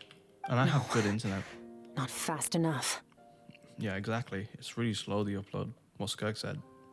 That's 20% less than last time. Same training regimen, same intensity. Nothing felt different, but somehow the outcome fell short. Maybe it's because of that spike that stabbed you? No, I think the problem's with me. I need to meditate for the next 2 days. Deep introspection should help me find the issue. Ooh, sounds intense. We'll watch over you in the meantime, then. Thanks. See you in 2 days.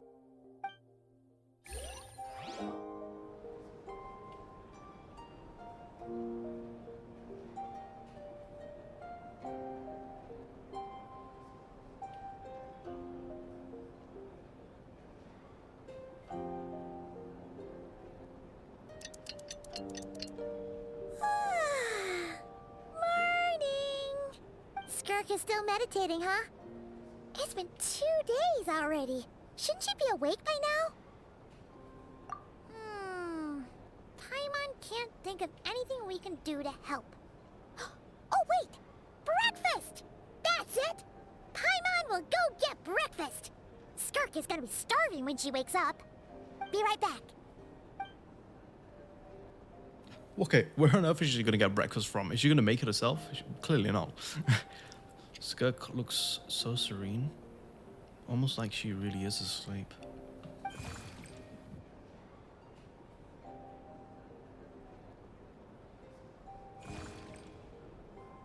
You again?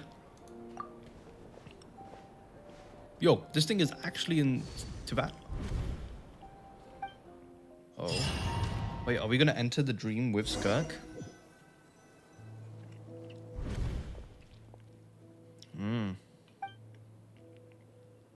Okay.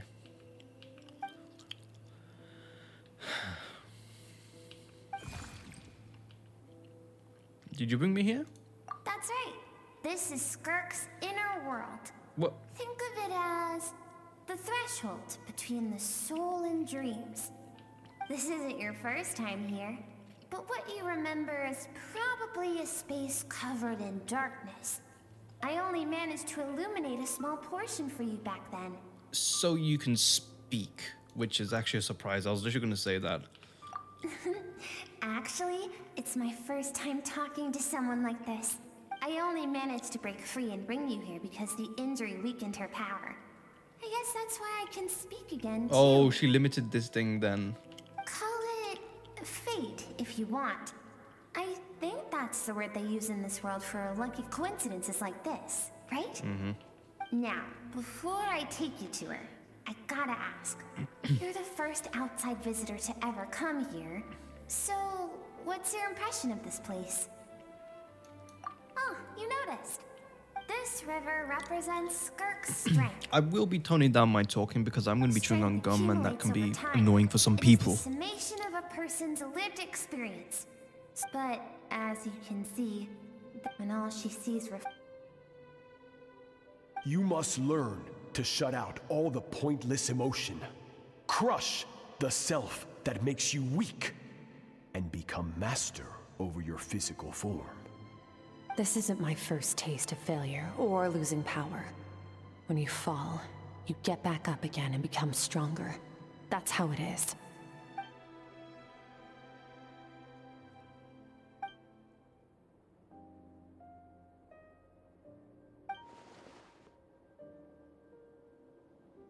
The answer to one mystery invites another question, I see. Let's follow the river upstream.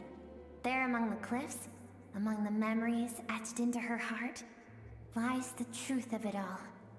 Soon, you'll understand everything.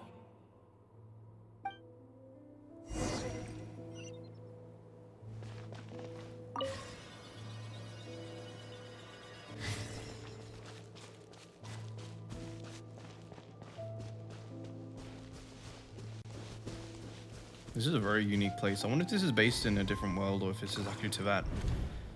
Who knows what this is? Oh. Oh my god. Oh my god, that's... This looks like the coastline? Huh. I recognize the drawing on that sand. I drew it. So she was here? Oh my god. Why is it showing up in Skirk's memories? Skirk saw our... Okay. I've always thought that, even when falling leaves don't come from the same tree, they can still form bonds of kinship when they meet. Like meteors, you both made a journey through the stars. Both travelers who have landed on a planet that is not your home. Yet, when she first noticed your presence, although she hesitated for a moment, she still chose to walk away. Indifferent as ever. Why? I think about it, it's not surprising at all after what happened in the ramen restaurant. She supposed to disappear from all people's lives. She hasn't seen Child in years. I doubt she made a connection with this world. Violation seen my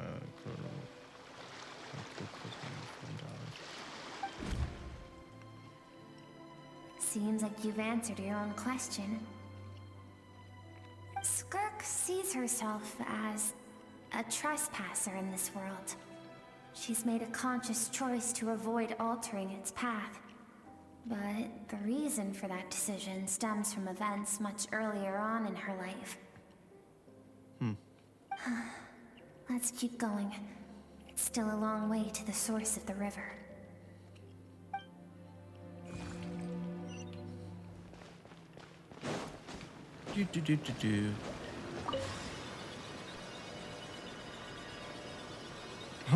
I'm being left behind.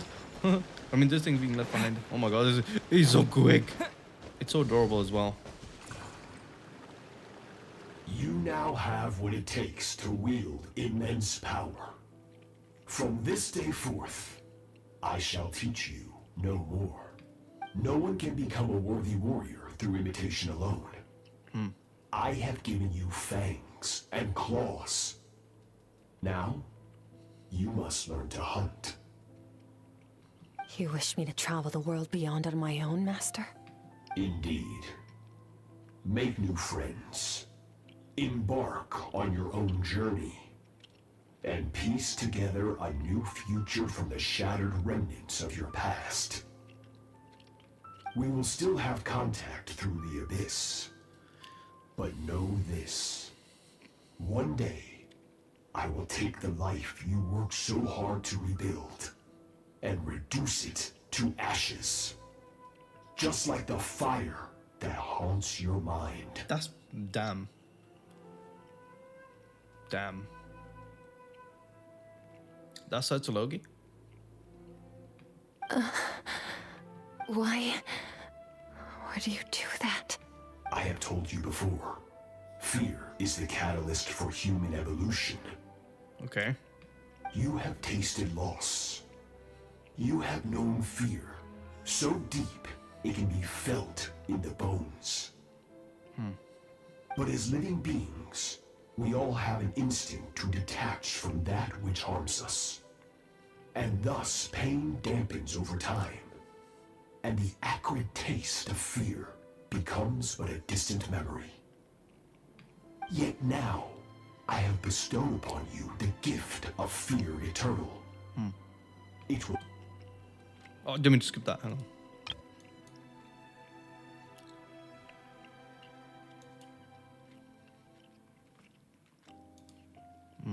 Okay.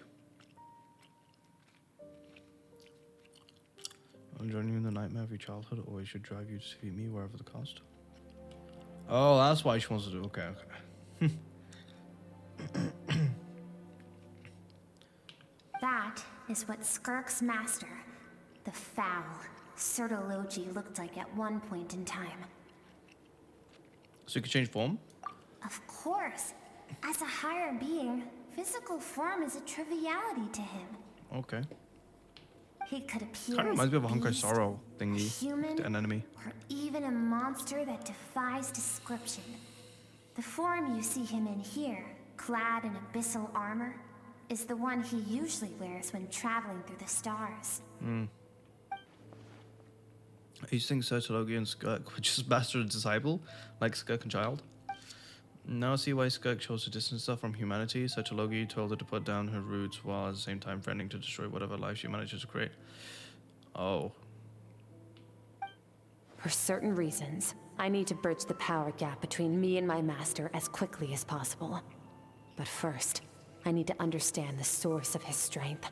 To do that, I need to follow in his footsteps. Walk the path he once walked. And somewhere along the way, I'll find out how to defeat him. That is my sole focus and purpose. So that's what you meant, but I don't understand why Sertologi would go through that far. Sorry, my mouth is mumbling. From what he said, I didn't pick up on the conflict between them. Again, I do have chewing gum in my mouth. Apologies. I'll let you in on a little secret. The real Sertologi is terrifying. The scope of his power is impossible to understand until you experience it firsthand. Oh, God. It is absolute. The power to crush all things. Shall we keep going? Let's see. We're about halfway there. This is a pretty cool relationship. I'm faster than you. Ha ha ha ha. Try to catch up with me.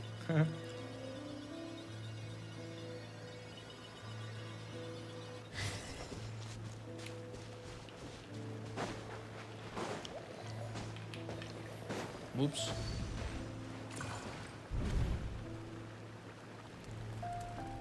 Yo, it's Child Skirk. Well, Skirk when she was a kid. We've made it quite a ways already. This is Skirk, when she first began training under Sertologi. I have set your broken wrist. Tomorrow, you're to train twice as hard. No tears this time. Good. Attempting to garner sympathy through tears is a habit of the weak. A pitiful, useless ploy. It's what makes us human, though. Suppressing that is not a good way to go about it. This guy's like, ugh. Yeah, I know Sertologi is all about chaos and stuff. No wonder Danes hates him. Can I ask a question, Master? I know it's because of that Why one did you trailer. save That's me? why. I keep thinking, maybe it would be better if I had died. I wouldn't be haunted by that fire all the time. I wouldn't have to go on like this. I saved you because I have a plan for you. It has been too long since I fought a battle that demanded my full strength, and I hunger for it. Oh. Every so-called genius and prodigy I have faced has crumbled like sand underfoot. Before me, even fate bends the knee. Okay. So, I will teach you everything I know. Train you by whatever means necessary, in the hope that one day, you might surprise me. But I don't want to draw my sword against you, Master. What you want matters little. Oh. Among the boundless sea of stars, the cries of the weak are but faint murmurs that disappear into the void. You of all people know that well. Yes, Master.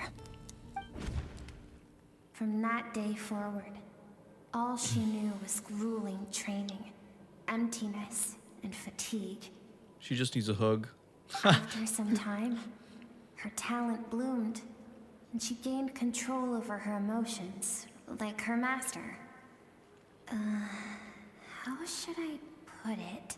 It was not that human emotion disappeared from her heart, but that reason came to dictate all she was allowed to feel. I suppose it was at this point that she became the Skirk you know today. Sertologi saved Skirk from a disaster when she was a child and never even tried to hide his ulterior motive. Suppose at least one final mystery, what really happened with the disaster back then. Sertologi's final words to Skirk were cold and cruel, but Skirk's reaction made it seem like It was the truth. She knew all too well. I have a feeling it all comes back to what happened back then. We're nearly there. Yay! I almost don't want to reach the end. Well, shall we? Yeah, sure. Let's go. Let's reunite with Skirk. Yo, I can't wait to like know more about the Hexen Circle. They seem pretty cool.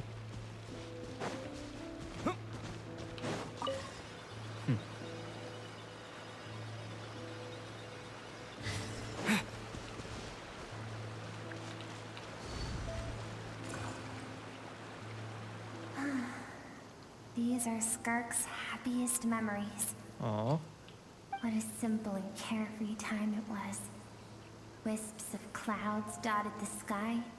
The sun bathed everything in golden light. And when song filled the air, not even the shyest of flowers could resist swaying along. This is Skirk's homeland. She was so curious about everything as a Is there a name? child. Always skipping school to go exploring instead. There was so much to discover. The treasures at the bottom of the sea. The secrets beyond the stars. And that merchant ship packed with adults wearing those strange clothes. Yes, the ship. That was the beginning of the end.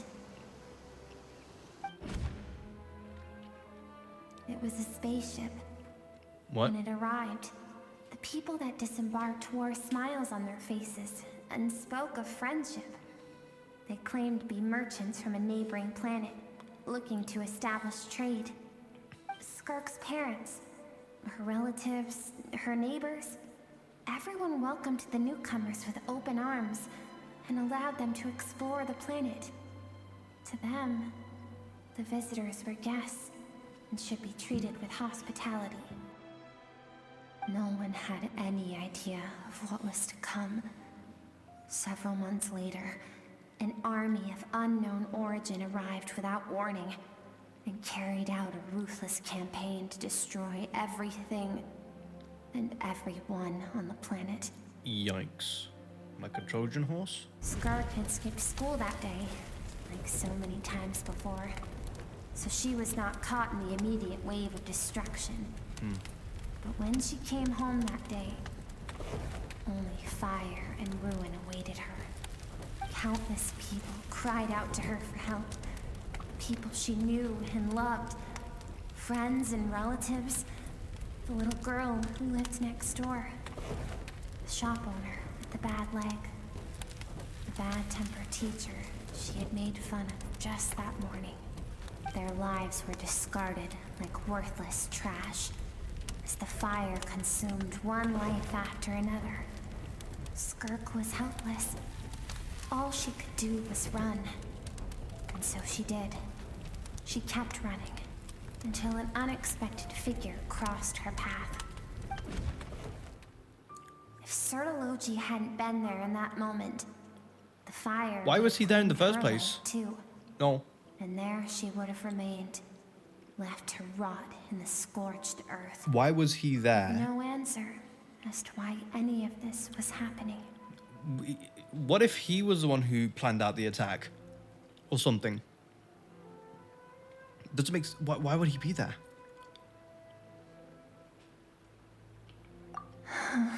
Because she and her people were seen as a threat. As the initial merchant ship explored the planet, they discovered that it hadn't always had the condition to support life. Further research revealed that, over time, the people of this planet had evolved the ability to adapt to any type of environment or energy source. It's pretty cool. For that reason, the outsiders viewed them as a potential threat and decided to eliminate them before the threat could rear its head. And so, the army was called, and the so-called danger was wiped from the face of the planet. I wonder what Aoife and Lumine's original world was before they came to Devat or whatever. Like, where are they actually from? Senseless, isn't it? deemed a threat because of a gift they didn't even know they had. Perhaps it was their own innocence and kindness that doomed them. But in the end, that was lost to the blaze as well. If those with power get to decide good and evil, then all you can trust in is the sword in your hand. And so, before death could claim her, she ran. She ran and never stopped. No one wants to relive their most painful moments. True. Well, that brings us to the end of the story. This is as far as we can go. Skirk is waiting over there. For both of us. Let's go to her. It's time to fulfill my purpose. And my greatest wish over all these years. Okay. Is she gonna die? The way how she sounds like it's time to fulfill my wish, and then goes kapoof.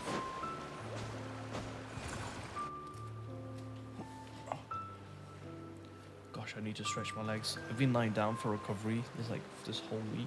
I never even got some exercise. So all this, just so you could bring him here.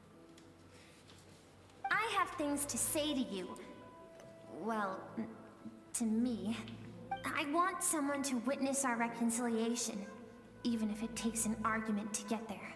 Oh. And he is the best choice in this moment. Wait. Her suppressed emotional self. The version of herself she keeps locked in the recesses of her mind, stifled by reason. All those rejected impulses, those discarded aspects of your past selves, they are a part of me now. I am who you used to be. Someone you have refused to face for too long. So, I came to face you instead. You're wrong. I've faced you all along. And that's exactly why I keep you locked here. Your existence makes me weak. Moments of joy and longing are when we are most vulnerable. Don't forget, it was a penchant for goodness over reason that doomed our homeland in the first place. The vastness of the universe renders everything insignificant. Even so, learning from the mistakes of the past doesn't have to mean erasing everything. Strip yourself of your so-called weaknesses, emotions like kindness and empathy, and what makes you any different from the ruthless soldiers who slaughtered our people? The difference is that I'm doing what is right, what is necessary. I allow you to exist, but with limited freedom. That is the greatest kindness I can offer. I have shouldered everything you couldn't carry. I rose above the numbness and emptiness, and it was cold, unfeeling reason that brought me this far. It made me who I am. It made me strong. That is the problem. I want to shoulder those things together. On the grand scale of the entire universe, maybe our feelings are vanishingly small, but why should that mean they don't matter? Emotion gives warmth to the cold expanse of space. It gives meaning to the world around us. Think back to those nights of gazing at the stars, those afternoons of exploring the unknown. Think back, and let them grant you peace. A brief respite from the pressure you put on yourself.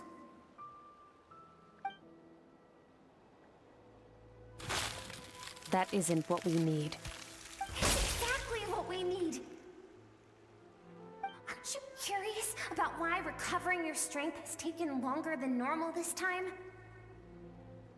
Finally, you get to the important part. That is the only answer I came here to find. Then look around. Look at your inner world. You cast aside your dreams and curiosity, and in doing so, you lost your original motivation. You severed all connection to who you used to be, so you can no longer draw strength from your past. Now, the only things driving you forward are fear and survivor's guilt. But these cannot take you far enough.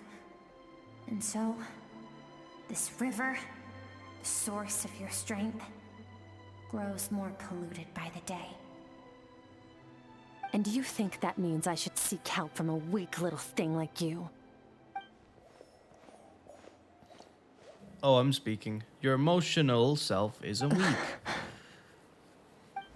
In fact, she transcended time and broke free from her constraints to come and face you. That proves it. Thank you for saying that. I knew bringing you here would be the right choice. Yeah, no problem. I got plot armor. To be honest, I'm not here to argue with you. This isn't about who's right or wrong. And in fact, I agree that in order to make it through the wake of that tragedy, we had to distance ourselves from the pain through reason over emotion. But what is right at one point in time isn't always right forever. I know you will never forget that fire. I know the fact that you were the sole survivor fills you with guilt. And I know that among the voices that haunt you, mine is there too. Because deep down, you know that you didn't turn out to be the person you wanted to be. Okay. All those unfulfilled hopes are like knives to the heart. And I don't want you to hurt anymore. So even if you can't accept me, I hope, at least, that you can let go. I keep thinking, maybe it would be better if I had died. I wouldn't be haunted by that fire all the time. I wouldn't have to go on like this.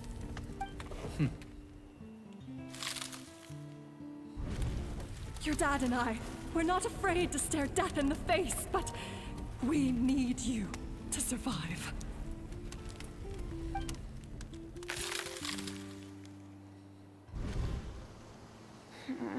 I'm sick of being a kid.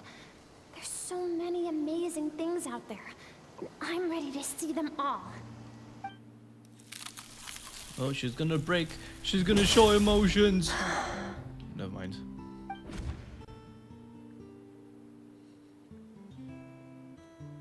I remember. There was a song Mom and Dad always sang when we went out to fetch water. Dancing water. The sand along your path is begging for your song and movement. Will you carry this burden with you on your journey? I am not the dancing water, and you are not the burdensome sand. But if this is your wish, then I will carry you with me until the end. Okay. Thank you. I should be thanking you.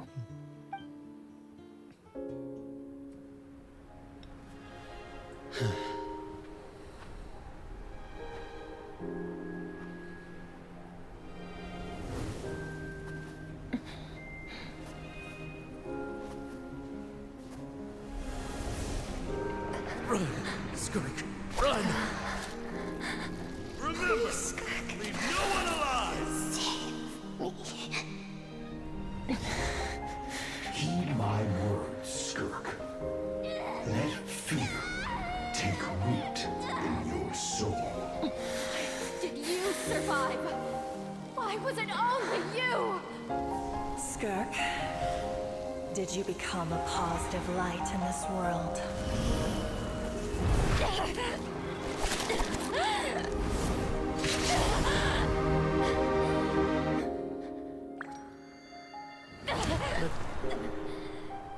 Hey, this doesn't have to be the end.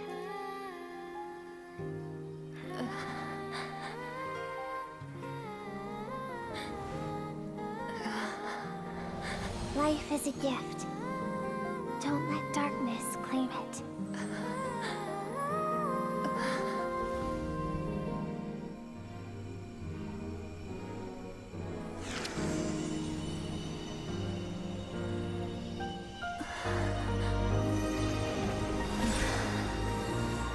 She's healed. Her soul.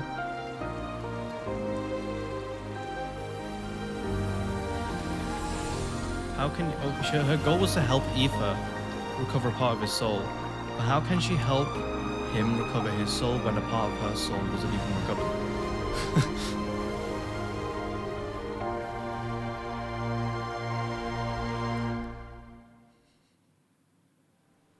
Let's go. Lovely. That was nice. So, you saw my memories then. I saw everything. I once asked my master if survival of the strongest was the law of the universe. He said no. But in a world without order, those with no moral boundaries tend to be the ones who survive. Let's see. Power is not a substitute for doing what's right. That isn't true strength. That's why, after hearing his answer, an idea came to mind. An idea that, one day, I would create a new world order. One in which there would never be another tragedy like that fire. One in which power was not the law of the land. But that means I must defeat him.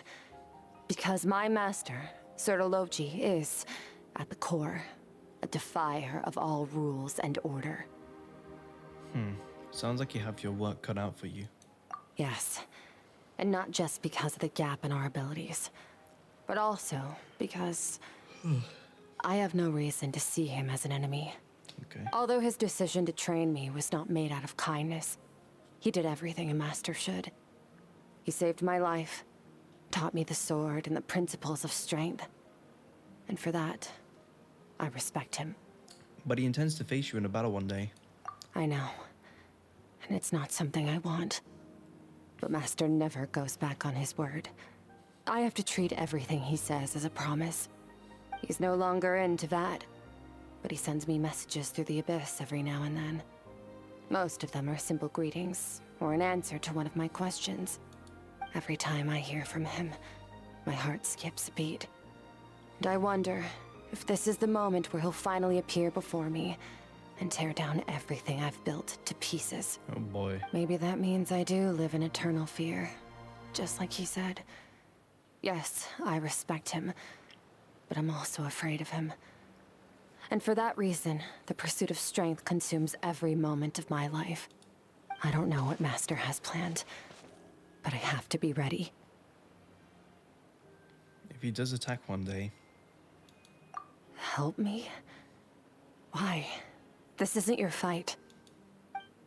Because if we want to build a world we both want to see, everyone has to be willing to fight for it. True. It's very true. It's going to apply for the real world, you know, with like countries, you know, going to protest for particular things that actually matter. Politics.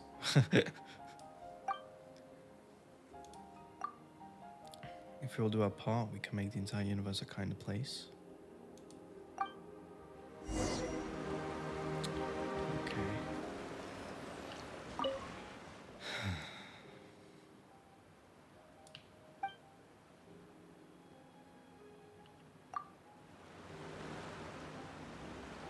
I want to see the sky.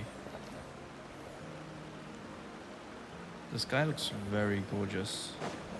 Like, very, very gorgeous. I quite like it.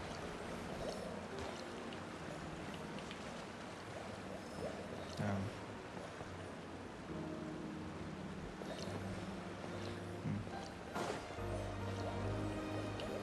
Okay, let's go. How does it compare to Devat sky? We know that sky's fake. Oh, you're finally awake! Honestly, Paimon was gone for like 2 seconds and then she comes back and finds you both unconscious? Oh, you scared Paimon half to death! You're both okay, right? No, yeah. What does it look like?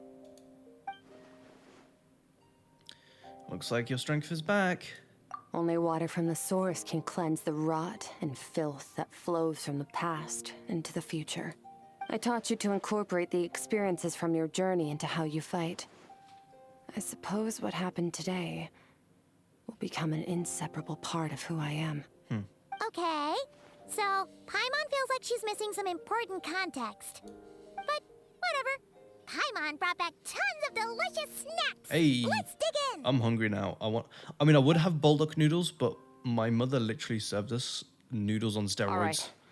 It's about time we finished what we that much started. noodles today. We're gonna deal with this thief for good, right? Finally. This time, I'm not going to tell you to hold back. But having digested even more power in the meantime, he's going to be tougher than before. Oh, great. The good news is, we have no reason to pull our punches this time. Okay, good. I'm gonna turn the fan on, everyone. It might be a little bit loud, so I'm gonna adjust my microphone and put it on top like this, and hopefully you can hear me.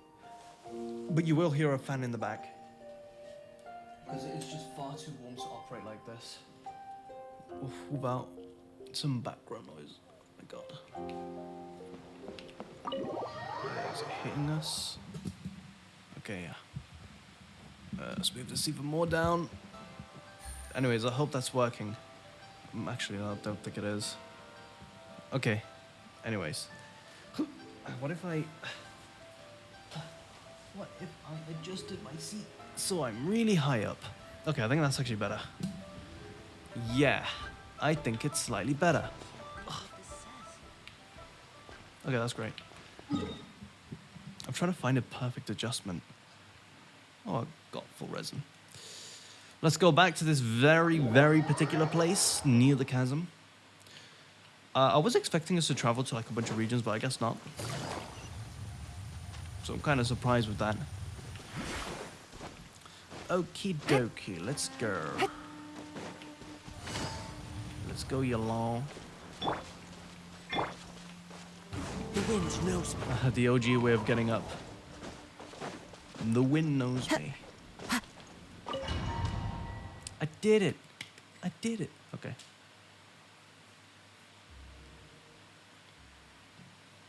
Oh, yeah. Round 2. The fog is gone! Oh, shit. Wait, isn't that the form the all-devouring narwhal changed into? How come he knows that, too? That's what the foul used to look like. Really? So, you're telling Paimon that giant whale and this guy can both turn into the fowl? How does that work? It's a subconscious instinct. Any intelligent being who longs for his level of strength is bound to mimic his appearance. It's a natural response after encountering someone as powerful as Master. Fair enough. To them, he represents ultimate power. We know the person before us has encountered Master, and we know he stole a portion of my power. So it's not surprising that he would assume this form. He looks like a Honkai Star Rail character. I've mentioned it prior, and I'm going to mention it again. Okay. Oh, the closer Paimon looks, the more intimidating it gets. Nervalette isn't here this time, so it's up to us. He won't have the nerve to steal again after we're done with him. Okay. Yeah, let's do it.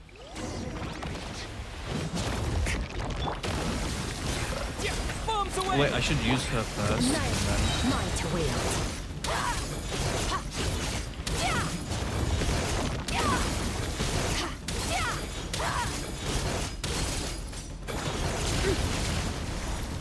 Wait, what? Haven't forgotten your training, I hope.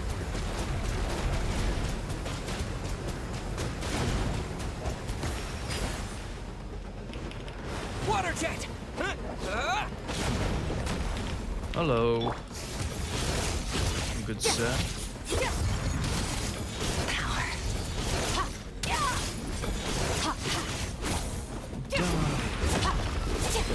Okay, well, I don't think we're going to be playing as Sir Talogi anytime soon. I mean, look at him. I mean, obviously he can take on different forms, which is good, because it just means that we can get him in the future when Hoyoverse are running low on money and when the business fails.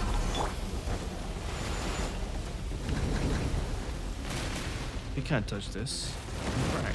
Oh, never mind. You can. I will admit you got skills.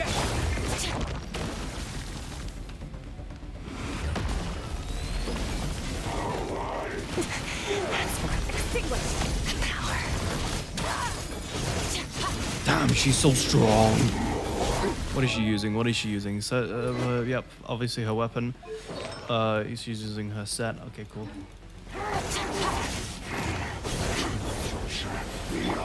This world.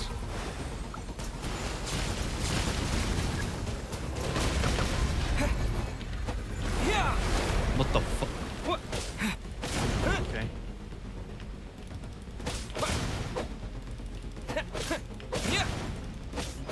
What does that even do? I have no idea how Skirk works, and I can't even bother figuring it out. She is strong, though. She's so strong.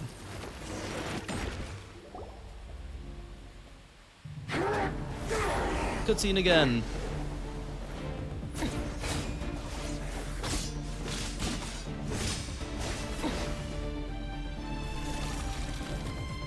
Watch out!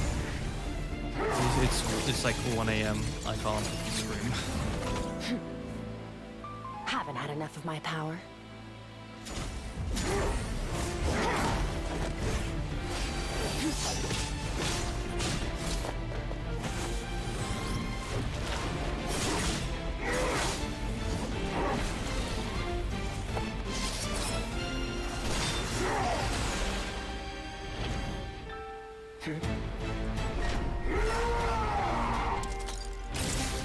Haha.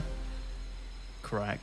Well then, let's see how much more of this power you can handle.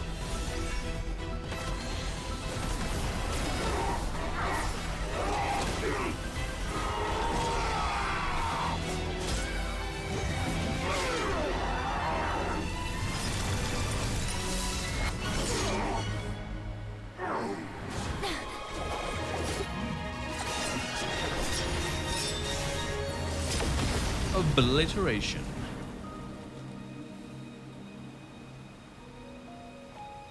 Lovely.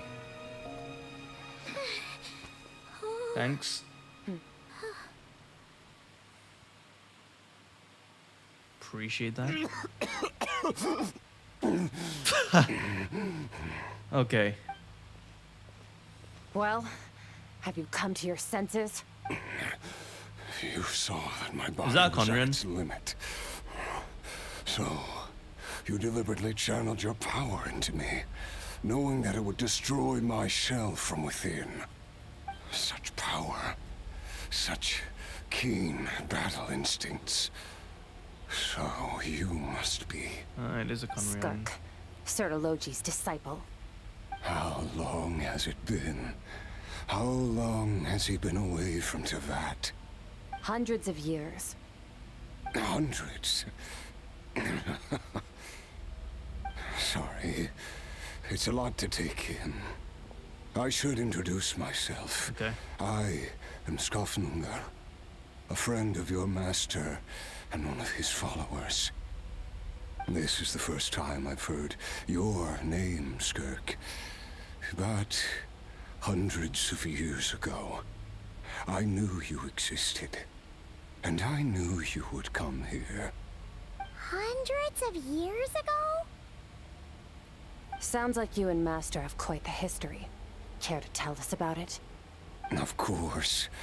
Might as well take advantage of a clear head while I can.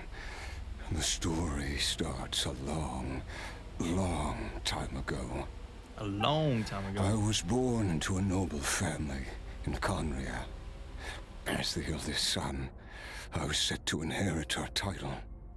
But I contracted an incurable illness as a child, and everyone gave up on me.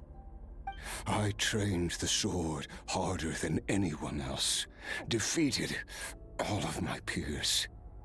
But it was all in vain.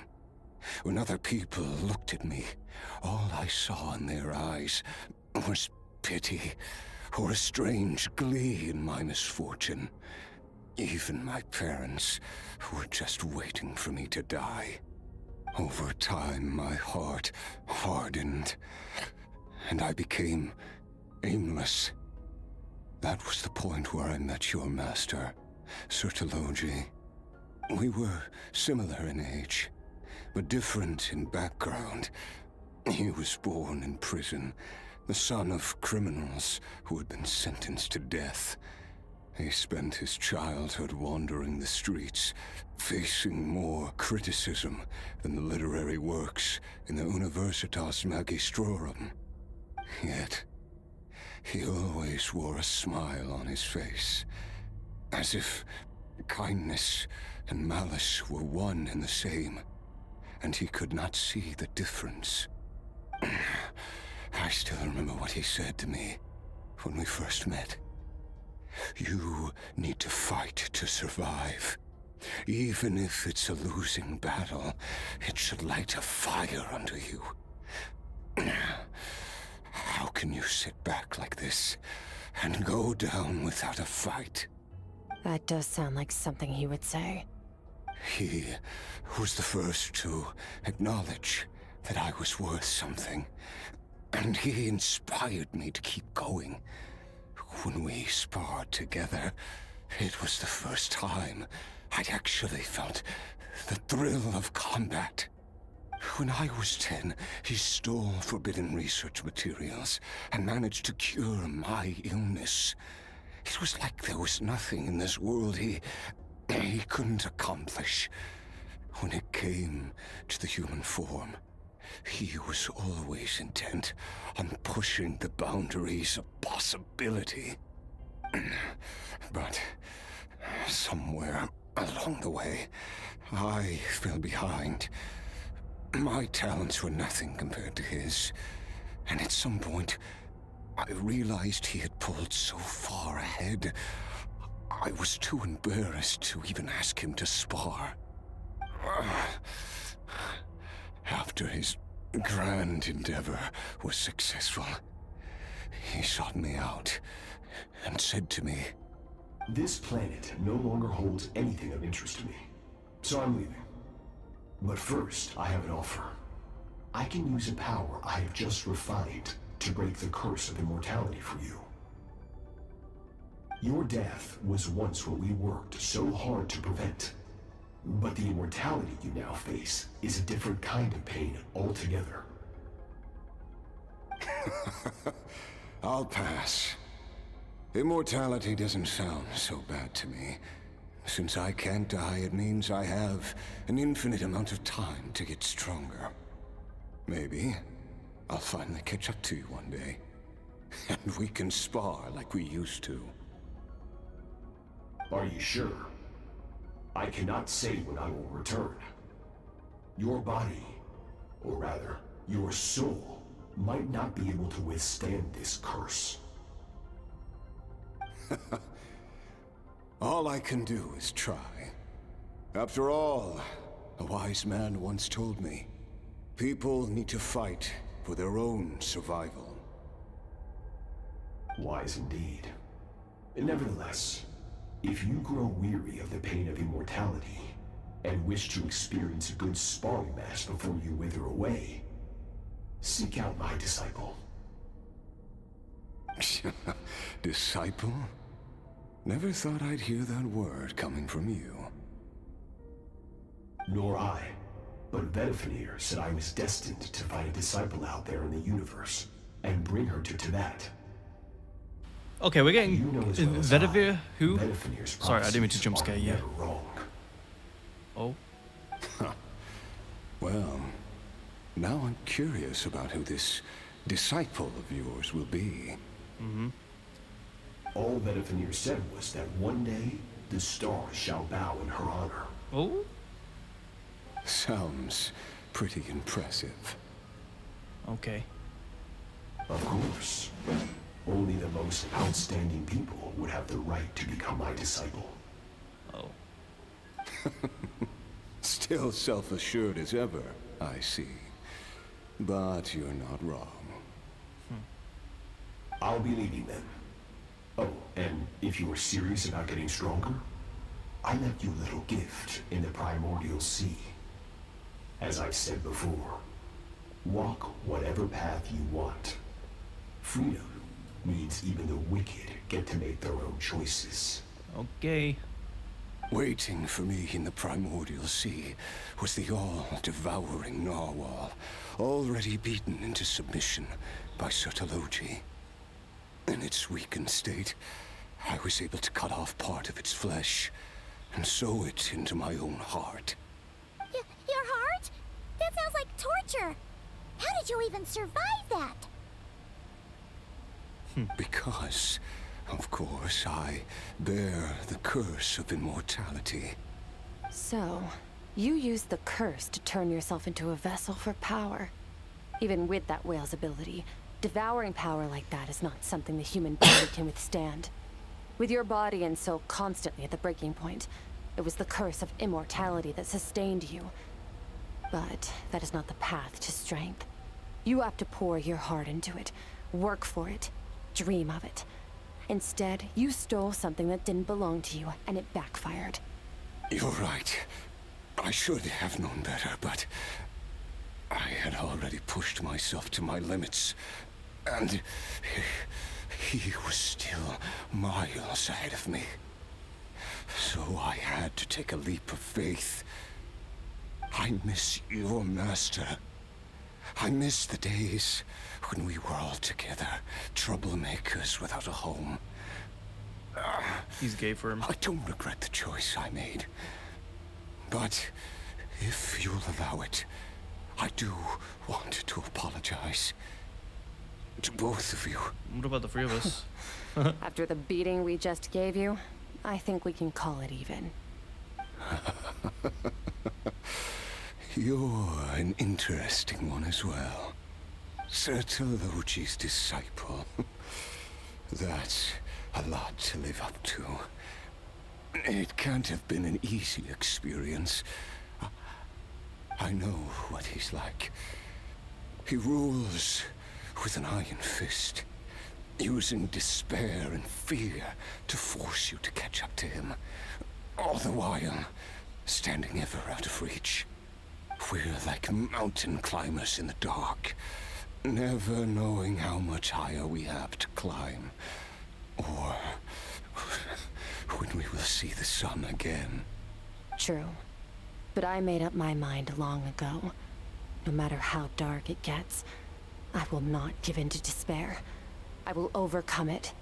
Besides, after hearing your story, I suspect what Master really wants is not a battle that demands his full strength, but rather a defeat without regrets. Oh? What? Since you're his friend, you must have some things in common. First time we came here, when you stabbed me through the fog and stole my power, I felt no emotion coming from that spike. But when you had to devote all your strength fighting me just now, I could feel joy and passion emanating from your blade. It was the joy of a researcher discovering the truth of the world. The joy of an artist uncovering a temple of wonders. Interesting. I'm certain I didn't express those emotions outright. Yet you were able to read them from my blade, like a glimpse into my inner world. You're right. That battle brought me an unbridled sense of joy, and my defeat brings me no regret whatsoever. Exactly. I think Master also craves a battle like that. One where his opponent forces him to use all his strength, unlock the extent of his potential, and transcend his own limits. A battle to end all battles. Oh. After which, the contract to end all can contracts. come to an end, including, perhaps, his life. For that very reason, good and evil are meaningless to him. He has one purpose, one goal: to complete himself. It's one of the secrets to his strength. Perhaps you're right. Perhaps that is his goal. What a battle that would be. Oh, to witness such a... Oh? Are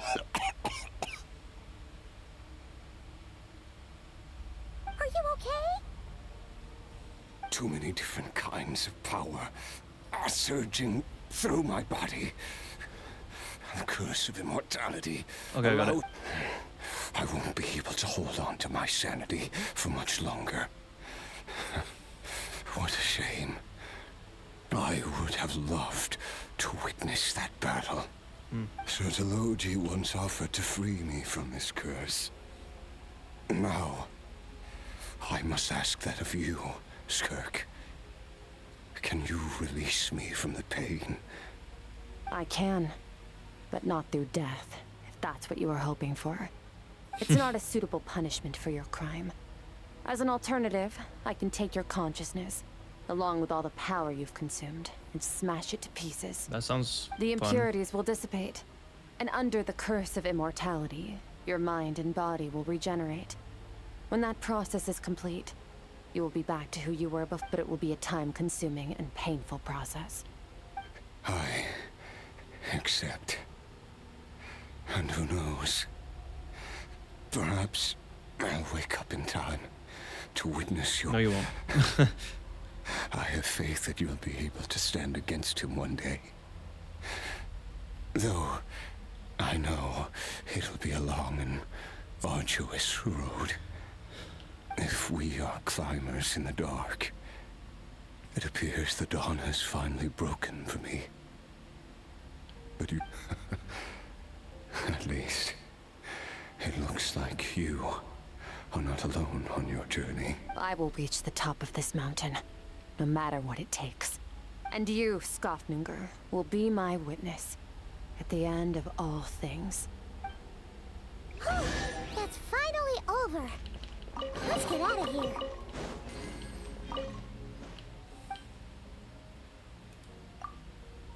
I don't care if there's a giant black hole. I'm gonna leave. I'm so tired. At least we... Oh, she said something. We did it! Ah, it's only been a few days, but it feels like forever. Once again, we've proved there's nothing we can't overcome. Didn't even break a sweat. We're just that... Wow. You sound even more confident than usual. Guess you really have become stronger. Today sure went by fast. It's night already. Oh wait, that reminds Paimon. The stars you mentioned. The ones that died out? Are they back now? Yes. The power Skirk stole has been returned. So, the stars have regained their light. Great! Huh. It's crazy that you even noticed their light was gone. I suppose it's because I have gazed upon this sky for centuries. The false stars, hanging in the meticulously planned sky, glittering with rotten light. It's not real. And yet, it is for that very reason that I can look upon it and enjoy the momentary peace it brings. Even the most beautiful of bubbles has to burst. We will return to the real universe one day. No. Whether of our own volition or not. The real universe? Time marches ever forward. Even the innocent and naive will she's taste right. life's bitterness. Yet through hardship, we grow until we learn to seize the sands of time for ourselves and uncover our true strength. She's absolutely right. Look at how ugly that sky looks. Look at the little stars. They're not even proper stars. They're just someone on MS Paint and just went over and over and over again.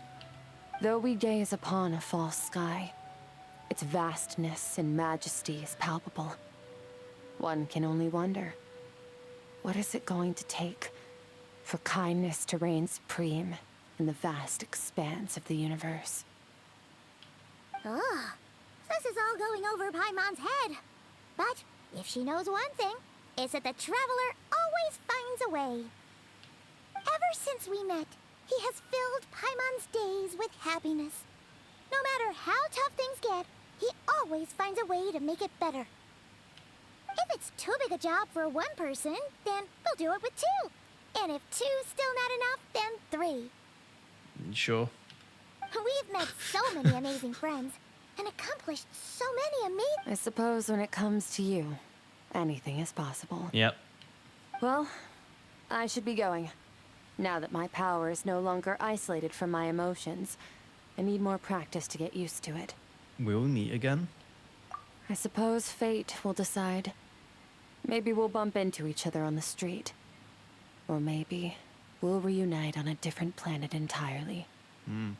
Regardless, reunions and partings are but passing moments. Is this More foreshadowing? than anything, Are we gonna go I hope beyond that Tibet? at the end of this journey, wherever it takes us, we one without war, pain, or forced partings. One where new life can bloom, even where there was once nothing but scorched earth. For this, we must all work to become stronger. Of course, Master. If that's what you want to call me, I won't object. Goodbye. Bro, I was just teasing you, bro. I was trying to be like child, goofing around. Come on. Goodbye, summons portal to a different realm. That's one powerful friend. Is it just Paimon, or is she being nicer than before? We definitely count as friends after all that, Yep. don't you think? Hey, what do you think about camping here tonight? There's nothing quite like sleeping under the stars. Come tomorrow, we can continue our journey. Oh, and since Sorry, Paimon.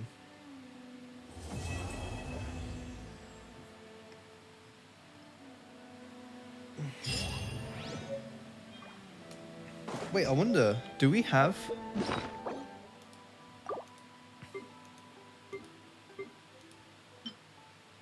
Yo, we got a guitar.